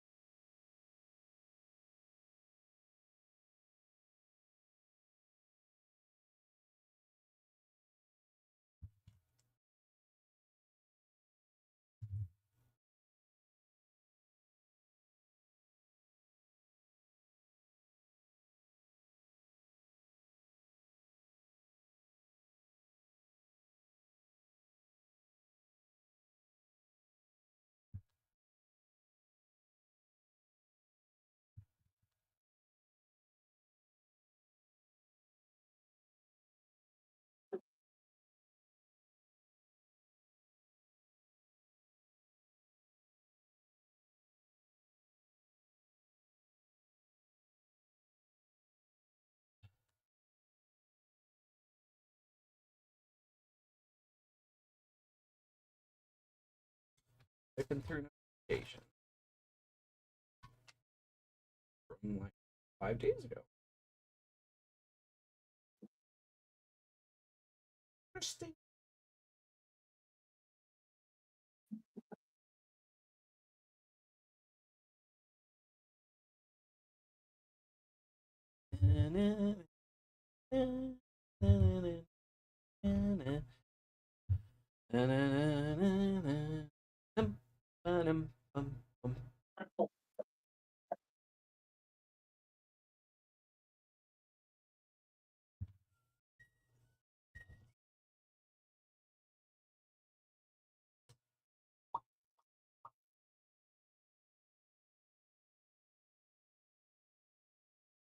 I'm gonna have like articles so I can talk. One of these days. I don't know when it's gonna happen, but one of these days.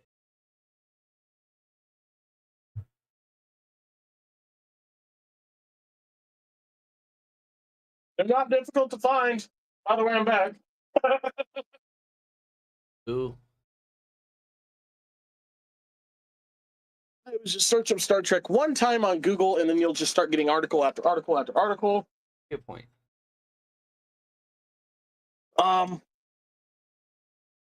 But you reading the articles, that's going to be a little bit weird. Right? Well, weird for you.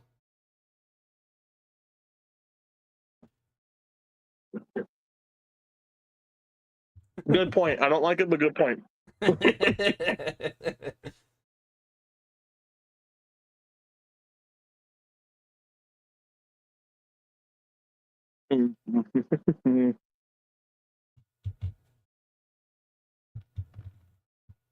No, I have not, by the way.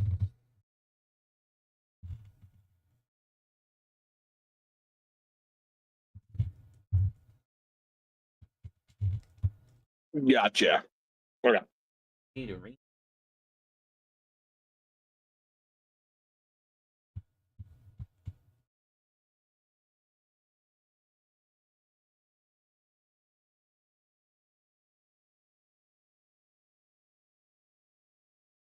Here we go. Quick overview.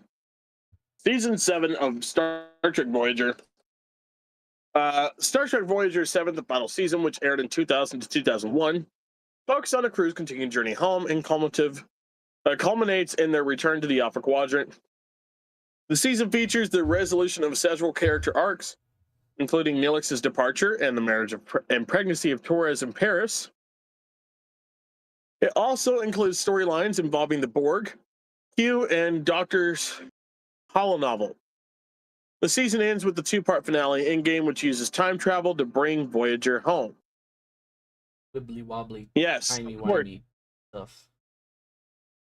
Yeah, the very basic bitch answer that Voyager gives for their return. I like the basic bitch ant. You know, and I'm not saying it's bad. I'm just saying How typical. could have been better. You know, could have been better. I mean, I like it because we get the All Good Things uniform again, but True, don't get me wrong. I fucking love that uniform. I love that uniform like nobody's business. You know, if it was, you know, give me a show in the All Good Things era. You know, which I mean, technically, if you think about it, anytime we see the All Good Things era, it's always an alternate timeline. Every time you see it. that's true. J.J. Abrams. I mean, Give me TNG Kelvin timeline. We get something kind of close to it in Star Trek Prodigy. We get something that's really damn close to those uniforms. It's just slightly tweaked to make them look. I mean, they look more. They look like more like next gen uniforms than All Good Things, but you could still see like the clear inspiration for them. Right. Because let's see. We first get that uniform in the episode All Good Things, which hence the name of the uniform. We get it again in Star Trek Deep Space Nine when we see future Nog as captain of the Defiant. And the last and then time we get it in Voyager. The last time we see it is right in its when they pure first form. announced the Picard series. It doesn't. When pop they up. first announced the Picard series, I thought I thought for sure they were going to use that uniform because of how many times they teased it as a future uniform for other shows. Yeah. You know, I'm like, Picard, the Picard era would be more or less where those futures have happened. I mean, they showed Jonathan Frakes or Riker as an old man about to retire when we first see him in that uniform. Well, we actually don't when ever we see first... Riker in that uniform. The uniform that Riker wears is one of the regular Admiral's uniforms from Next Gen. That's right. We do see everybody else in it, though, like Captain Beverly Picard. We get to see. I think we get to see Wesley in it. I want to say. Right. I could be wrong. And then when we see Nog in it, Nog's close to retirement. You know, Nog's a captain. His whole career has happened. And he's close to retirement now. So it's like, you know, that's about the era that, you know, Picard would be in. You know, Picard has done his time as Admiral. He's been out so long that, you know, Wesley would be gallivanting around the cosmos at this point in time. You know, Nog would be a captain for sure at this point in time. You know, this, that, and everything else is lined up for these uniforms to be the current uniform. Right. Not that I'm unimpressed by the Picard uniform. I am saddened by it. I think they could have done a better job with it. Here's my thing. I like the seasons 2 and 3 uniform a lot better than I like the season 1. That's true. I felt like the seasons 2, and particularly because they did edit them a little bit to make them more form-fitting in season 3 than they did in season 2. I think they just look a little bit better in season 3. But I am a fan of those uniforms. I do like those particular uniforms. Like I said, it's not that I hate them. It's not that I hate them. I just think they look a little too, for lack of a better term, for a contemporary view on those uniforms versus other things we've seen, too old school. I was about to say, honestly, what they should have gone with for the regular Starfleet uniform is the one that I happen to be wearing right now. Is what they should have gone with for, if you ask me, all 3 seasons. Because I fucking love this uniform. This is my favorite goddamn uniform of all time. As soon as I saw it in that little snippet of a flashback, I'm like, I gotta have that. Yeah, which that's all we get of that uniform is the flashback. And again, that's why I'm saying, well, like going from that uniform to what we get in the show Mm-hmm. is why that uniform that we get in the show depresses me. Yeah. It's why the season 2, season 3 uniform depresses me. Not that it's a bad uniform, not that it's a bad thing, Not but at all. we go from that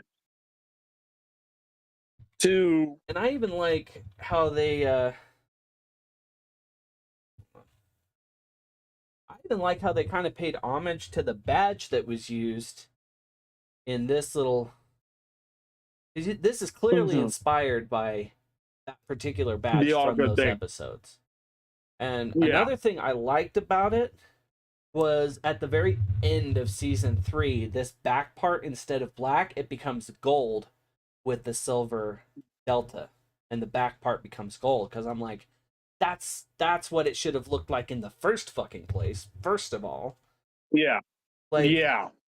like, okay, even if they kept, like, if they had just kept this uniform, like, just fucking change the badge. Mm-hmm. It looks just as good.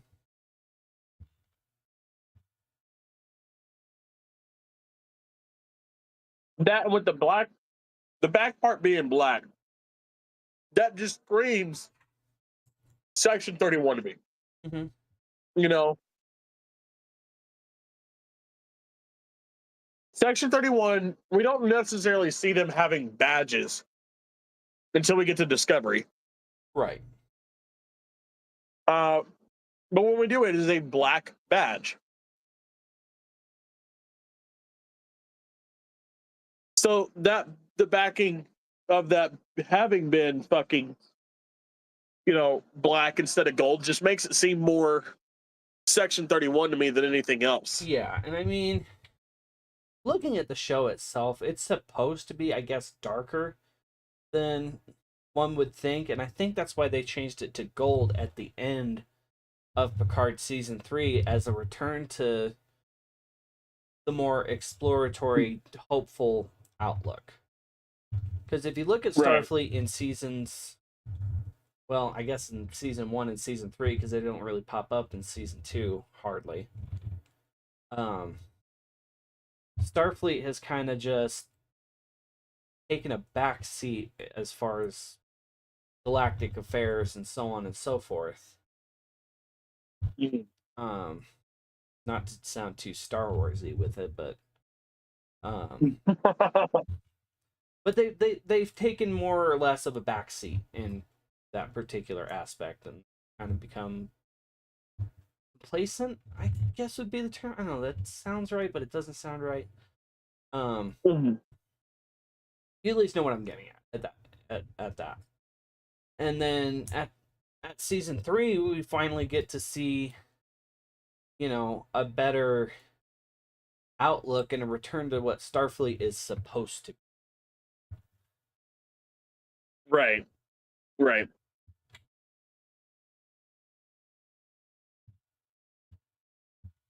And I just, like I said, and I think, I guess, them doing that badge, by the way, towards the end of season 3 anyways, Mm-hmm. it's kind of them leading into, I guess, would be the All Good Things era anyways. So, like, if a show comes out that's supposed to be right after Picard, we'll probably get the All Good Things uniform.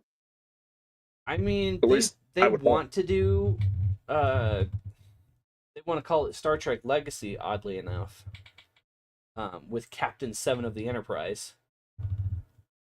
Right. And focus on that. And they want to call it Star Trek Legacy, which I thought was funny because I'm like, what?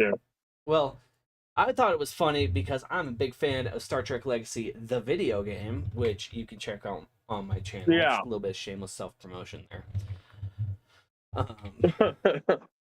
Which I am a complete and total fucking dork on. I rewatched it the other day and I realized how much of a honking dork I am. I was like watching it and I heard one of my quote unquote jokes that I put in there. And I'm like, oh my god.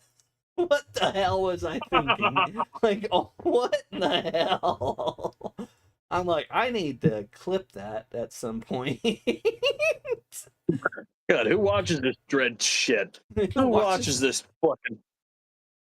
Man, If who any the one of you fuck is laughed at this this, guy? Like, you're a loser. Just like what kind of fucking super nerd is fucking doing this? if you laughed at this, you're a nerd. Just like me, a fucking loser. We're in the same club, but fuck you. We're in the same club, but fuck you anyway. But yeah, that's what they want to call it. I honestly like the premise of the show, because they kind of want to get back to like that episodic. That's what the show would be. It would be basically another Star Trek: The Next Generation, but focused around a different crew in a different time per se. But see, and this is where I think. And frankly, if they like switch Star the colors Trek like on that uniform from like top to bottom, that would just be, yeah.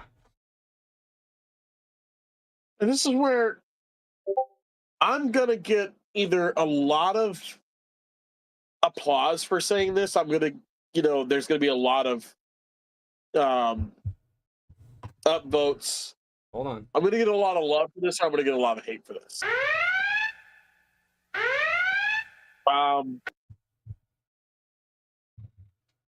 I think if you want to bring Star Trek back like that, you have to disregard. You have to move away from the streaming style platform way you're doing it for streaming now.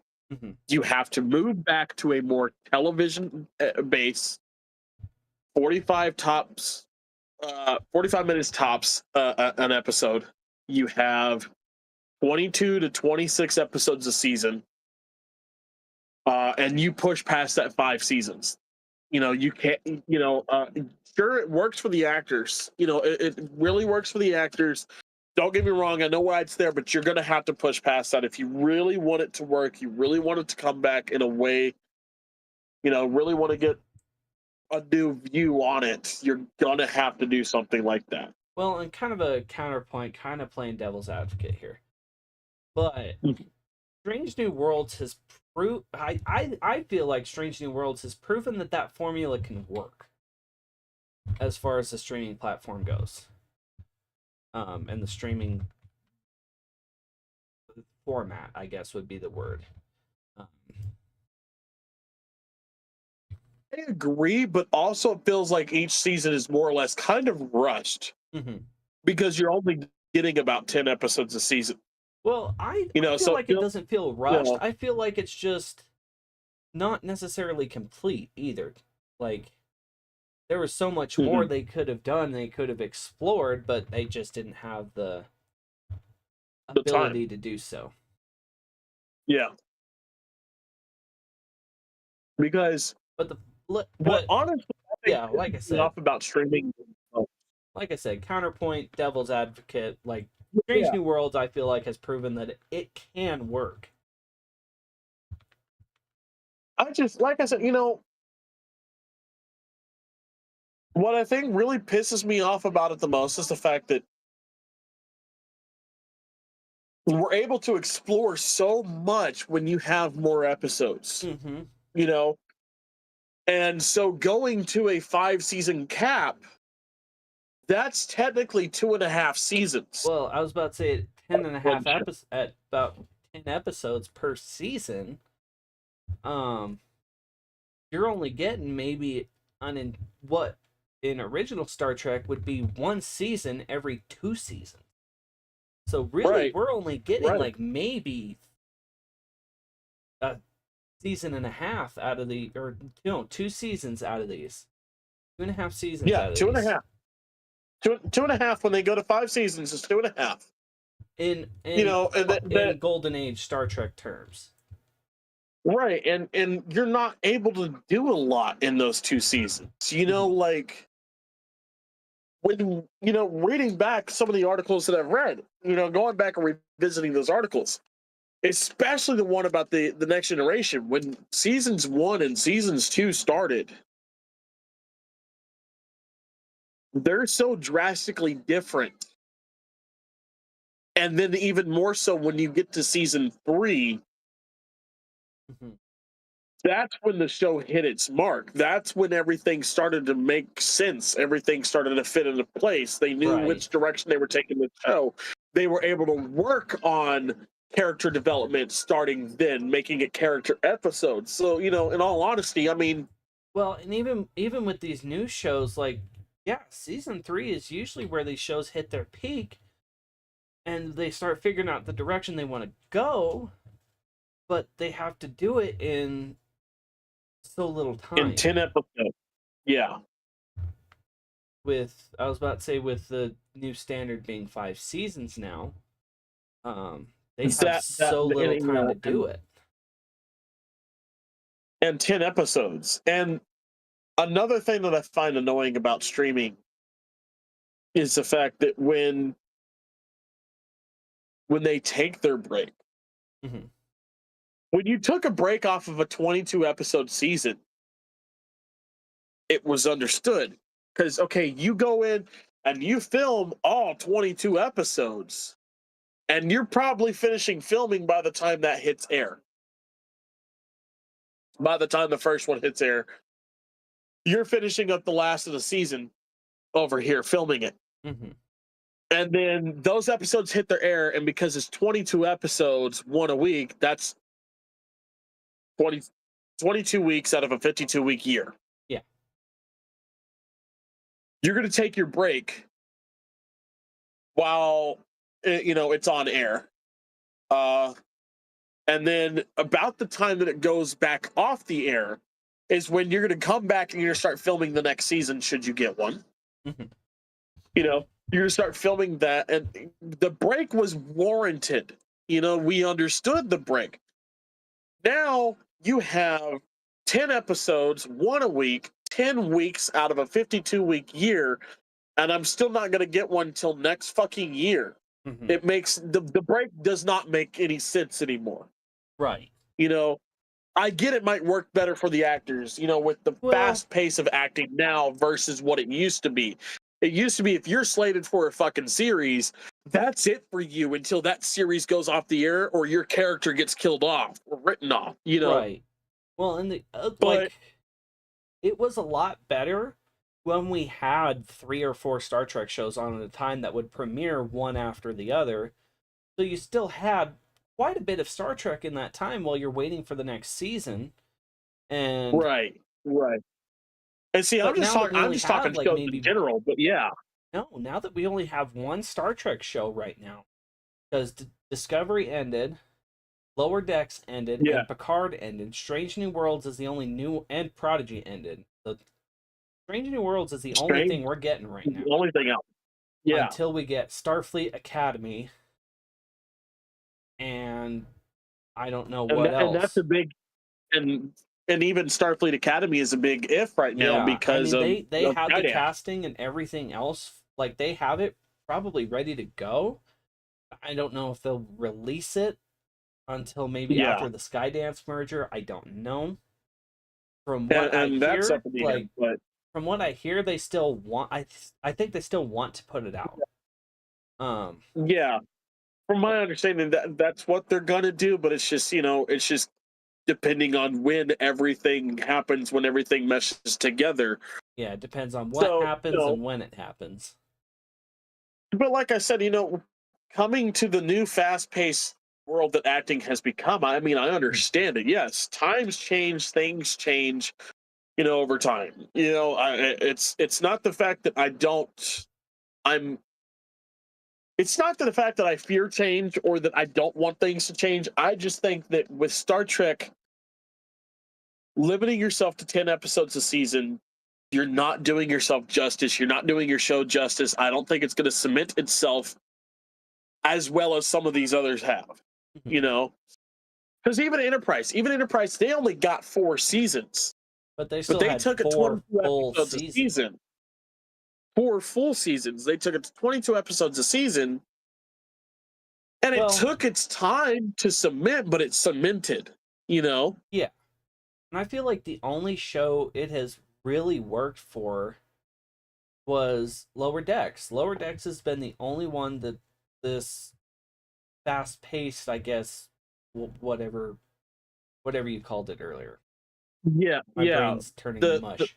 But I feel like Lower No, Decks is but the I only mean, one yeah. it worked for, because Lower Decks was truly episodic. It was animated. Right. Granted, it was a more adult animation than for kids. Don't get me wrong, kids still love it though. Yeah. But I feel like that's the But only show where it's really actually worked and didn't feel rushed or like that they could have done more. If that makes right, sense.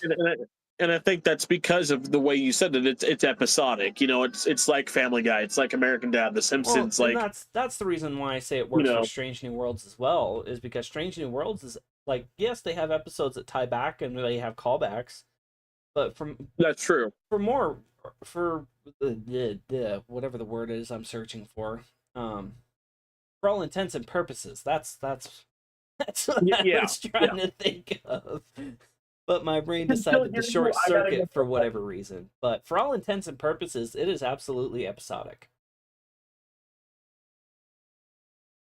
Um, and that's why I feel it works.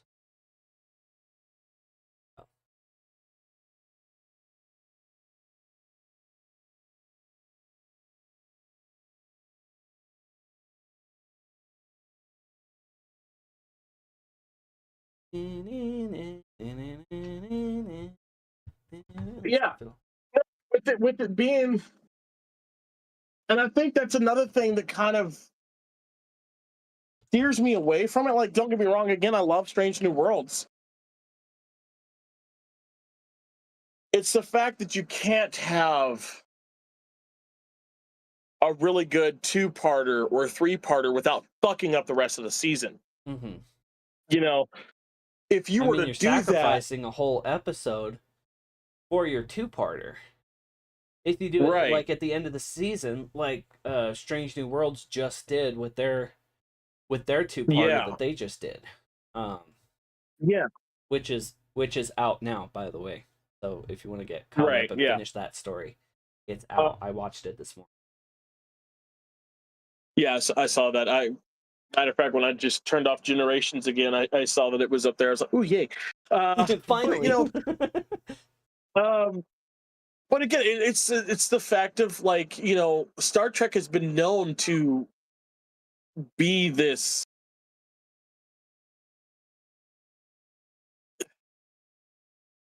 What am I trying to say here? I have no idea. This force of changing the rules, I guess, for so long. Mhm. With the original series, one just being the show that it was. Forget the fact of the first on-screen interracial kiss. Forget that. I mean, Just a yes, second, I'll be right back. not a problem. I can vamp on this for a minute. But just the fact of that. Um, Even without that, the original series did so many firsts on television history that it really changed the way audiences viewed shows. It really changed the way the audiences look at certain things. Coming into the next generation pulling off a few firsts for TV. Even D Space Nine pulling off a few firsts for TV, and then you look at Voyager pushing the fucking envelope from the beginning. Coming off with a couple things. Enterprise, I mean, Enterprise, it kind of slowed down, to be honest with you, but also at the same time, you could say Enterprise didn't have to push the boundaries, didn't have to have the firsts, because they went ahead and showed us the original. With the fact of this is before the Federation. This is before everything else. Um, Discovery breaks the envelope with the first streamed Star Trek show. However, the backlash that is there for Discovery, for it not feeling like a Star Trek show, for everything, that was wrong with Discovery, per your own opinion for sure, but it's the fact. I don't know. I just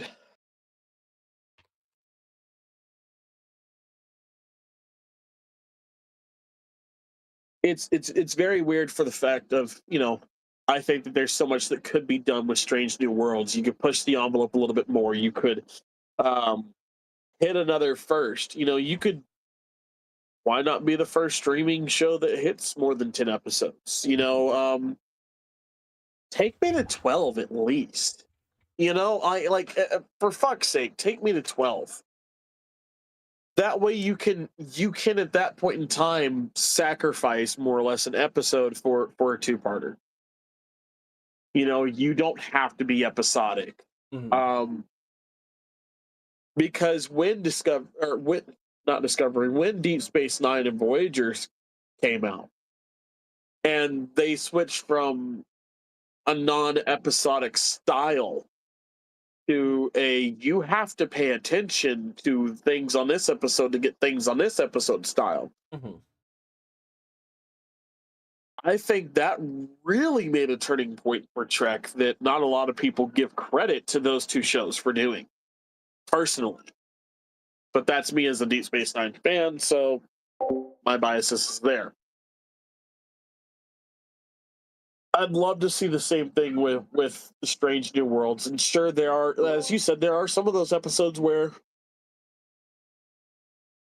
you get a callback or two, but like. Mhm.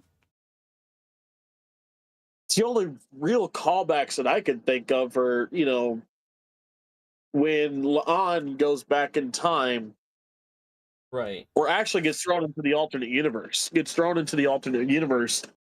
the future at the same time. She finds herself on the bridge in the Balance of Terror episode. Uh, you're thinking of two different episodes. um, she gets thrown into an alternate future where the Federation is at war with the Vulcans.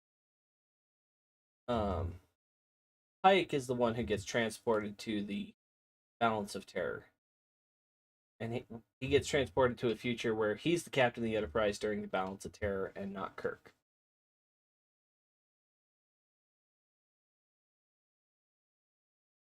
Because the Balance of Terror episode was the last episode of season 1. That's right. Before we saw Kirk. That's Yep. right.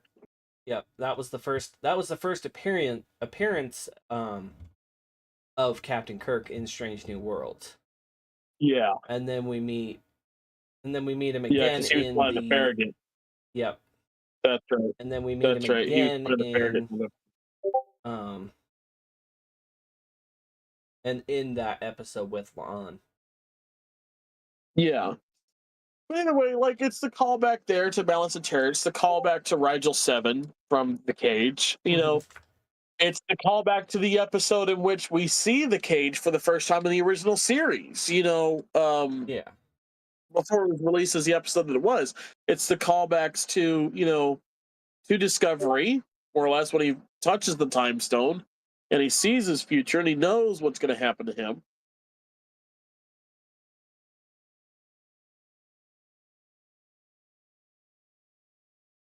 But I just, I just wish that we could catalog the episodes a little bit more. Yeah. But again, TV's going to change. Shit's going to change over time. And hell, it might not even stay this way for that long. I mean, there are fads that come out and they don't last long. And then things go back to the way they were or find a new route in general. We, should Skydance take over and they want to sell off the LP that is Star Trek and someone else buy it, we might, see something entirely different than what we're even getting now. So,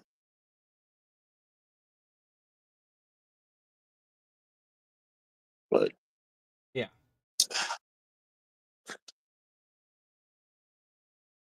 I feel like at this point I'm beating a dead horse and just keep saying the same thing over and over again. So forgive me. Yeah, no, I mean, no, I get it. No, I totally get it. Uh, but again, it's not to say that I don't love Strange New Worlds. I fucking love Strange New Worlds. It's I think good. the beautiful thing. I think the beautiful thing about Strange New World is the way that they set it up to give you the feel of the '60s vibe. The feel or of classic Star Trek.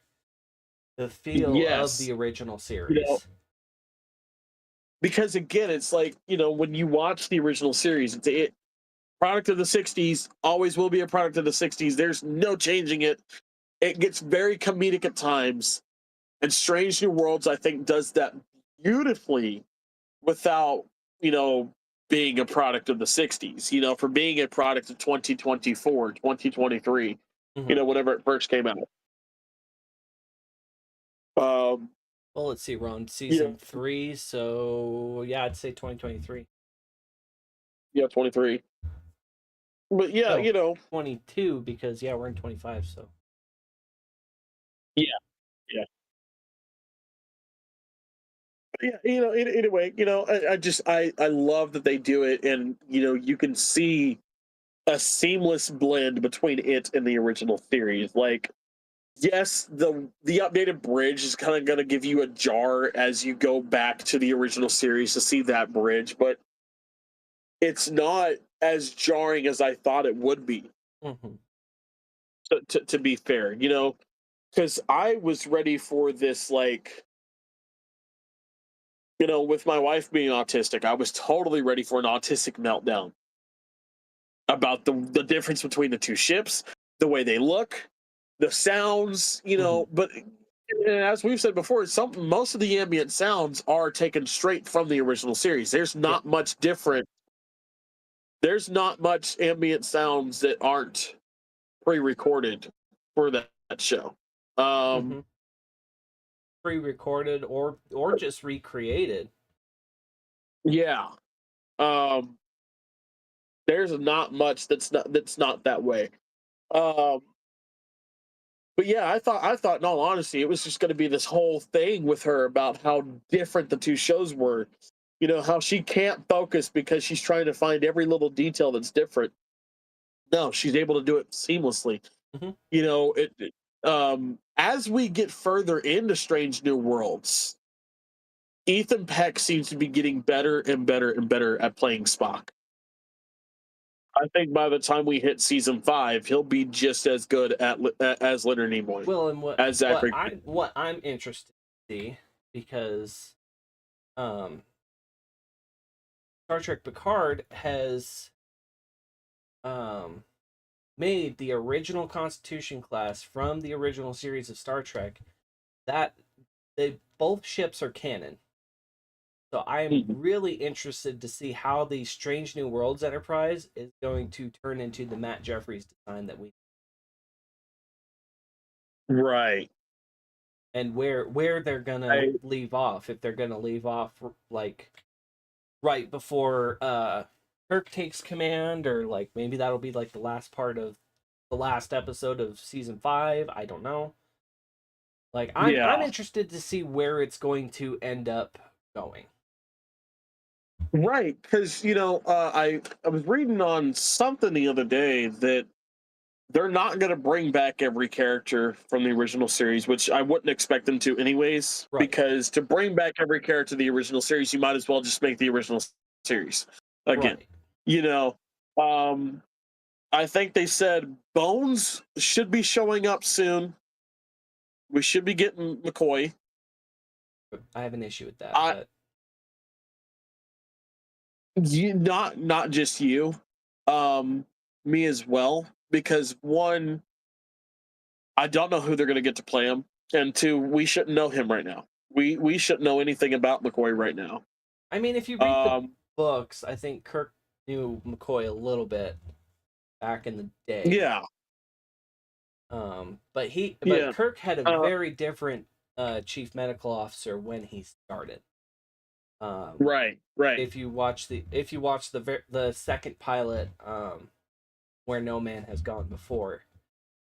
It's not Yeah. Bones. But then again, I mean, hell, they might just be showing Bones, per the Academy. Right. They might be showing, Bones, maybe on a different ship, Right. talking about maybe, oh, it'd be cool to end up here one day. We don't know how they're going to do it. Hopefully, they're going to do their 'Cause, research for it and they won't piss us off. And hopefully, they'll choose it right now. We've gotten most of our quote unquote Because we've gotten most of our golden girls. Give or Yeah. take. Our golden geese. We've gotten Spock, Kirk, Yeah. Uhura, and Scotty. and Chapel. And Chapel. Mm-hmm. Yeah. Well, hell, even in Banga, And the guy that plays Scotty. which he was more or less just a guest star in season 3 of the original series. Mhm.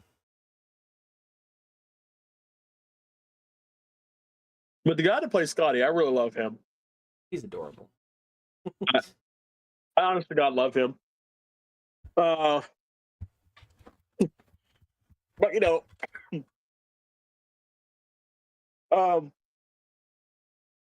I kind of want to know where they're going with it as well.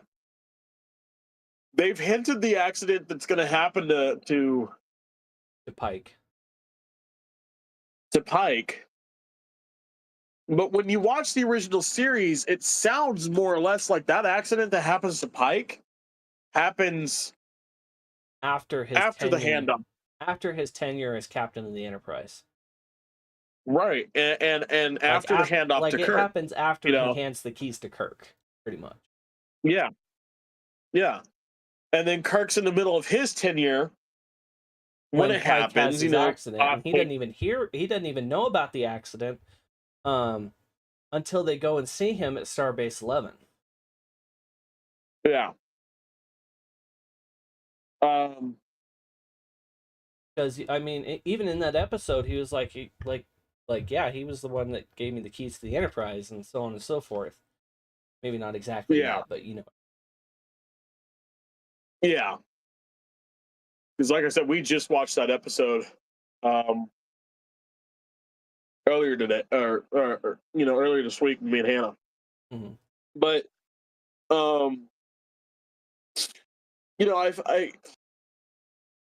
I wonder if we're gonna see the accident. I wonder if we're gonna know what happened to Pike. I can't imagine them not showing us, considering they set it up as like the point. Well, and But Pike they've knows, also kind Pike of knows set it it's up. coming. Yeah. And I mean, it's been mentioned what happened several times, but we've never actually seen it. Right. So I wonder if in like the last episode, and that would, frankly, if you ask me, that would be the only episode it would be acceptable to show it in. Oh, But they absolutely. actually Yeah. show his accident right before the Enterprise goes to see him at Starbase 11. Yeah. Because do you remember in the episode about how long ago they said the accident happened? Oh, I think they said it was like maybe a week or two. I thought it was like 3 months or something. Might have been. Shit. I'd have to go back and watch the episode again. Yeah. Hold on, I'm running through the dialogue in my head because, like I said, I just watched this episode. I should fucking know this. I watched the episode like 3 weeks ago. 3 months. Was It it? is 3 months. God The damn, week or I'm two good. is from a different. Yeah, because the week or two is from a different episode. It's when the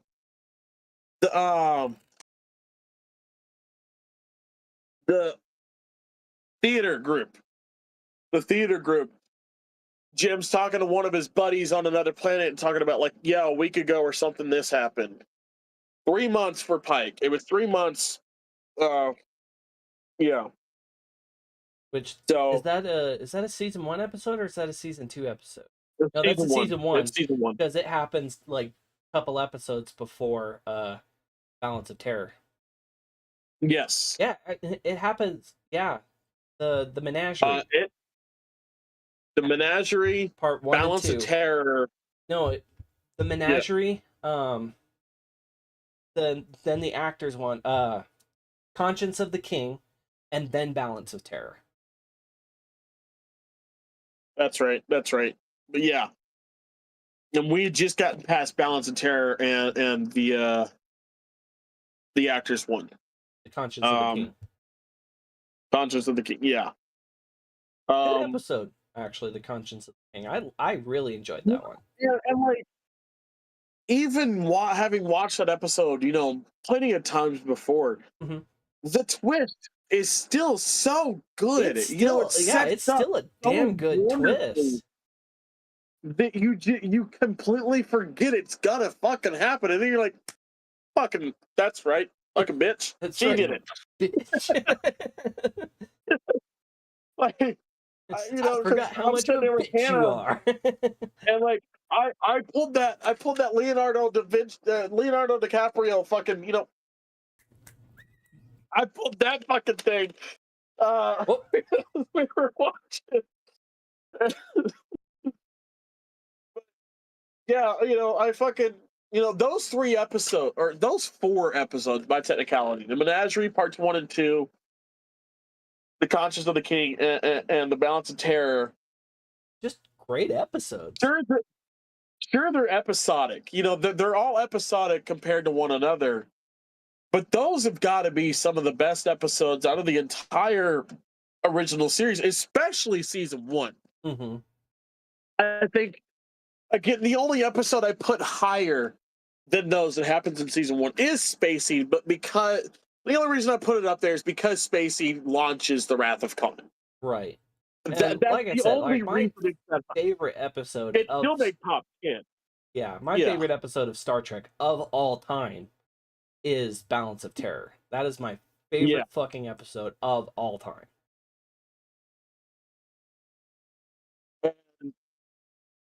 We start that episode, right? And the little wedding scene, and Hannah's like, one of them's gonna die, isn't it? I was like, yep.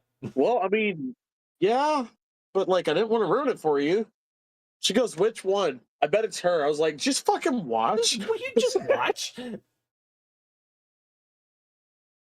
But it's like, having watched so much TV over the years, like, I'm in her shoes, I would have done the same thing. One of them's gonna fucking die. But it's her. Like, and of course we're wrong. It's him. It's him. But like, TV over the years has ruined that for me. It's like somebody's. It's like trying to watch a fucking crime show. It's like trying to watch a crime show. Like, boyfriend did it. Huh? Boyfriend did it. It's the first guy you see after the cops are there. Once you see the cops come up to the scene, and then they flash back to some other people that knew the body, it's the first person that always pops up. And if you think I'm wrong, NCIS, fucking watch it. Mm-hmm. Oh no, I know. You'll hate me. Hate me for it now. Oh no, CSI. I know. Oh, CSI. CSI fans are really fucking eating it up. I can usually determine who did it within the first 10 minutes of the episode. Yeah. But it's like, I've watched those shows I've indirectly watched those shows for years. And I'm like, nope, he did it. And Star Trek was so good. The original series is so good about throwing in a fucking twist. You just like, well, fuck me, god damn it. I guess I don't know. But also, you can see where those twists came from in these TV shows because of the original series. Absolutely. That's why I love it so much. But yeah, it was just funny to hear her go, one of them's gonna die. It's gonna be her. And I was like, for fuck's sake, just watch the goddamn show. Jesus Christ. But I'm can't wait for that episode in season 2, when we get to season 2, to see Mark Leonard as Spock's father. To watch her go instead of the Romulan commander. Yeah. I've got a little headcanon conspiracy that they are the same person. Put on your tinfoil hats, people.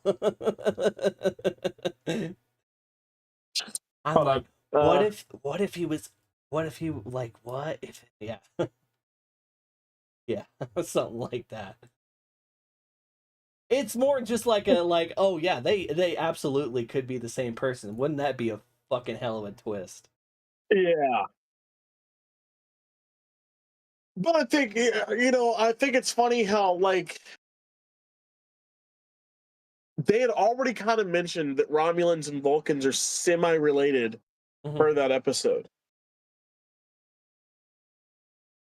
I think it's because of Mark Leonard playing both the Romulan commander and Sarek that they just dove into the fact that Romulans and Vulcans are the same but different. Yeah. That's my theory, is that because of that, like the British and us dirty Americans. exactly. Pretty sure it's because of Mark Leonard. My theory is because of Mark Leonard having played both, they were like, fuck it. The conspiracy theories are already out there. They're the same. They used to be the same like 1,000 years ago or some shit. They were on the same planet, and then the Romulans were like, no, fuck you. We're gonna keep our emotions. Are an offshoot of my Vulcan blood, and I think this likely. Hack becomes our only option. We're gonna keep our emotions, you fucking filthy dicks. Fuck you. Romulans are just like, sit and spin, bitch. We'll be paranoid about shit for the next 1,000 years. Fuck you. That is highly illogical. Always with logic with you. Fuck you, man. So is sucking my dick.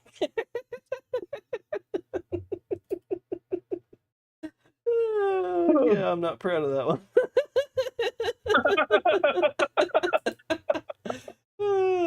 Well, so much for our best behavior.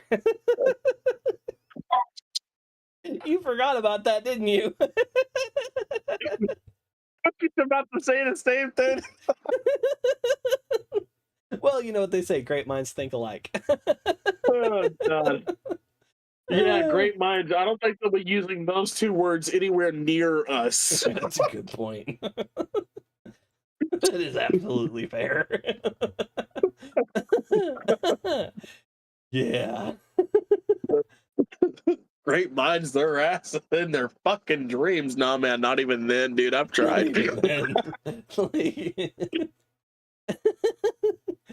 I tried having that dream where I won the Nobel Peace Prize, and my fucking dumbass woke myself up against no. I tried winning the Nobel Peace Prize.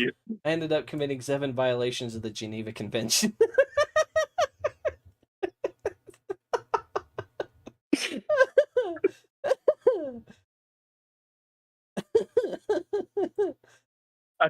I tried winning the Nobel Peace Prize. I ended up standing next to Oppenheimer, taking bets on how many the nuke was going to take out. Shit. Fucked apart, I won. Yeah. And like I said last night, like I will die on the hill that you're the reason we go to HR, but it's really me. or at the very least, somebody's gonna die on that hill. Just get a red shirt. Get a lowly red shirt. Oh my God! No, my favorite shit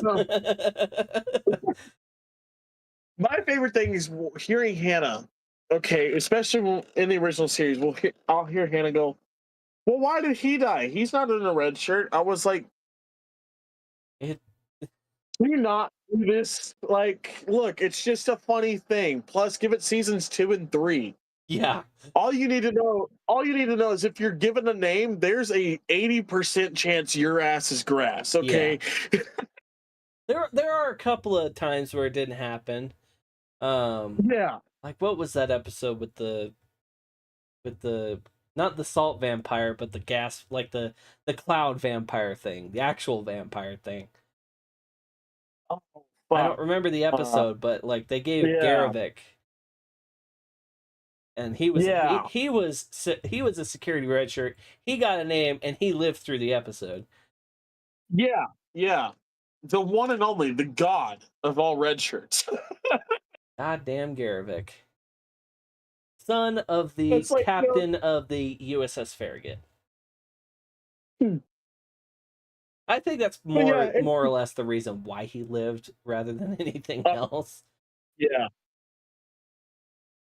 But it's like, yeah, 9 times out of 10, you get a fucking name. Johnson. Was my name in the opening credits or the closing credits? Closing credits. Well, I'm not Johnson. fuck. This is Johnson. What the fuck, man? I'm not Johnson. This is Johnson. That's your guy. That's who you want to talk to. Mhm. He's wearing a blue shirt. He has no name this week.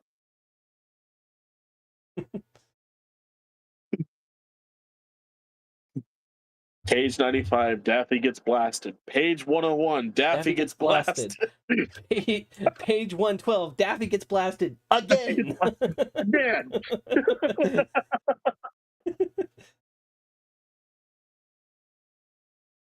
No shit. That, I would love to make a movie about the making of Star Trek. A little parody movie about the making of Star Trek. I would love to do a parody documentary about the wacky adventures of Captain Kirk and his 5-year tenure as captain of the Enterprise. Pulled directly from the logs of Captain James T. Kirk himself. Because it seems like in the Next Generation, a lot of the adventures that Kirk would seem to have would be wacky to Starfleet. It'd be good reading at Starfleet Command, because it'd be like, what the fuck? And the only reason that Riker picks up in that first episode is he's the kind of asshole that reads the wacky adventures of James T. Kirk. Yeah.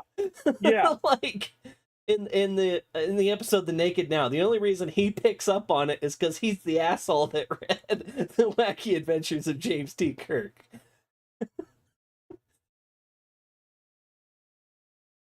I've seen that one going around, and I'm like, that makes way too much sense, and I'm not sure how I feel about it. And in all honesty, I mean, it really sets up about the two captains, Kirk and Picard, because when you go into the future, especially in the Picard series, when people talk about Picard, they talk about Picard as a fucking hero, not a folk tale, not a legend like they talk about Kirk.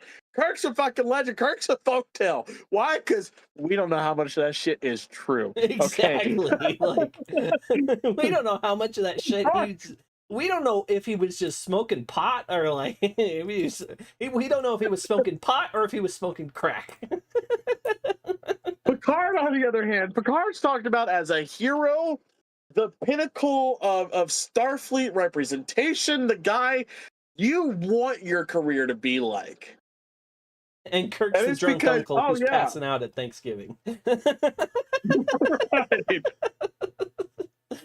Not that I'm not a Captain Kirk stan, but yeah, that's kind of that's how it feels sometimes. Is he's the drunk uncle who passes out at Thanksgiving. Thanks, everybody. Gather around for the group photo. I'm in a minute, buddy. Hold on, I can't find my left shoe. No, hold on. Hold on.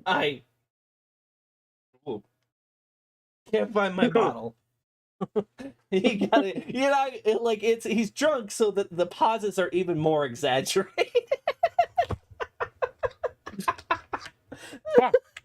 My left shoe. Aye. It's still up your ass.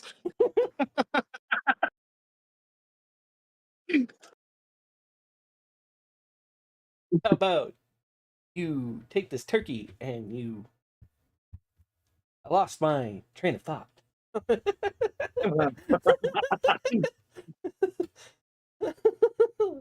You don't hear anything for a while, didn't hear. Kirk! Shove it up your ass. Shove it up your ass.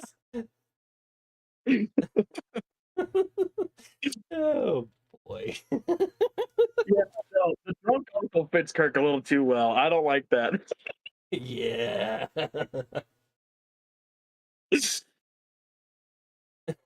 Oh my god.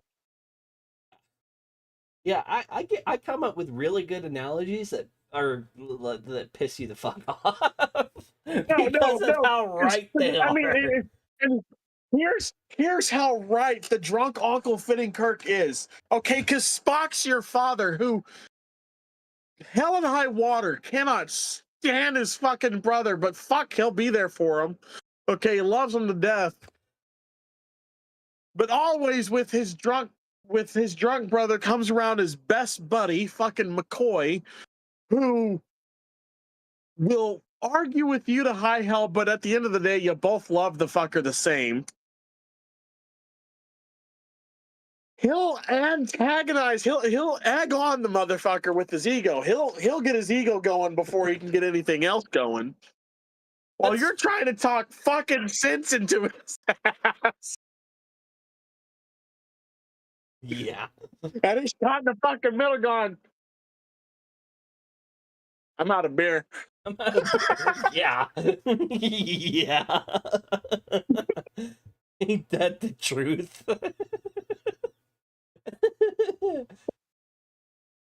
Yeah, I'm really good at coming up with cursed analogies that work really well.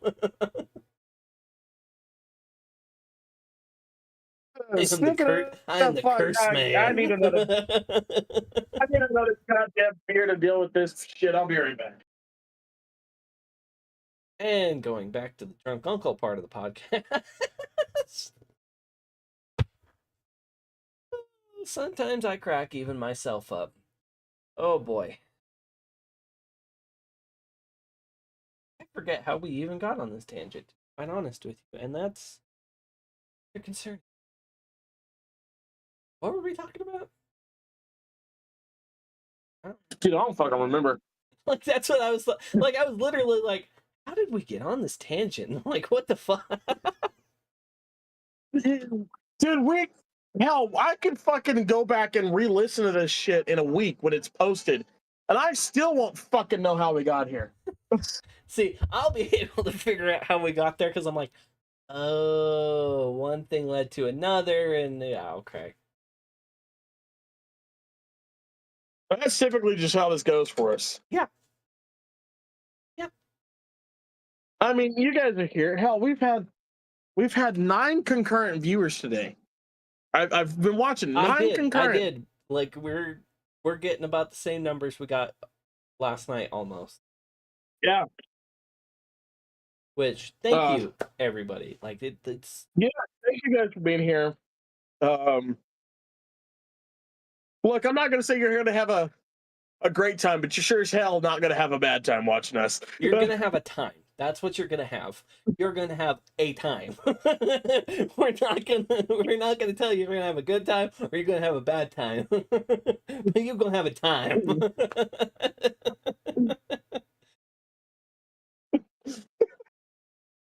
You're gonna have a time. Just sounds like next up on the docket, 9 p.m. 9 p.m. Oh yeah, that's me. You're fired. Anyways. Well, you can take that fire and shove it up your ass. Why do you think you're getting fired What's in the first place? Oh, right. Little mishap. That was a complete accident with the phaser. we were trying to see if we could light farts on fire with the goddamn phaser pistol. Okay, leave us alone. You hear that horse shit? And I'm just in here for using it to light my fucking cigarette. You were in engineering with that cigarette. And at least it wasn't lighting farts on fire. I definitely say one was more flammable than the other. The more flammable, of course, being the cigarette. Because we may have burned Ensign Lafayette's ass cheek off.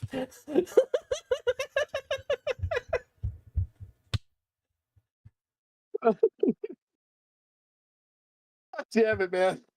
This is the type of shit we're gonna have to remember when we do the fucking Kitty Hawk Hornet fucking audio drama. God I feel like it's definitely gonna be a more lower tech style in that particular aspect. Like, yeah, we burned Ensign Thompson's ass off. He's down in sick bay. I'm sorry, you did what? Exactly how did you do that? Because I need to know You if see, we I'm found this have to ancient take Earth the program HR. called Jackass. And that I thought I got rid of that. Oh, Jesus Christ! Oh man, we are gonna have way too much fun, and we're gonna have to do like a million takes because we're not gonna be able to keep a straight fucking voice. Like we're gonna be busting halfway through, like recording one of the lines, and it's gonna be like, "Son of a bitch!" we're gonna have that fucking audio drama that the people that listen are gonna be like, how the fuck did they get through this? Through bullshit and random plot devices called. It's a little something we like to call Deus Ex Machina. Well, you see, it's a weekly show, and it takes us about a week to record one fucking episode because, for fuck's sake, we can't keep it together.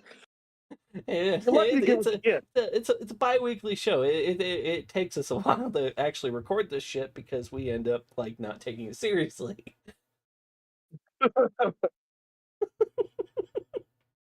Yeah. But either way, here we are back on a serious topic. Anyway, we're ending Voyager. We're ending Voyager tonight.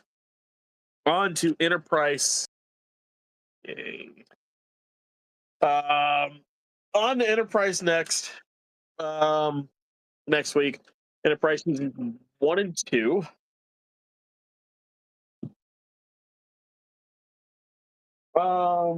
That's gonna be fun.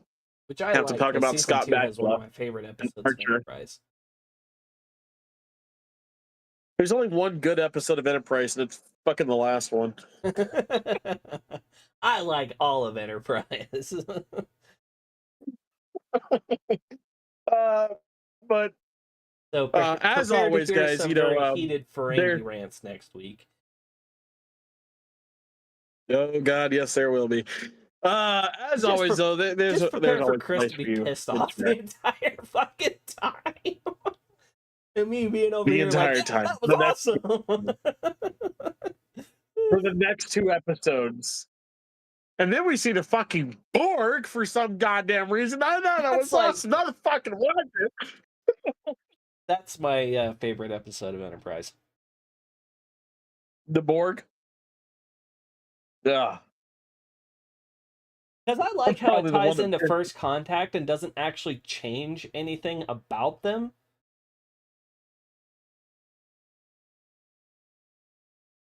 I mean, yeah, I'll give you that one.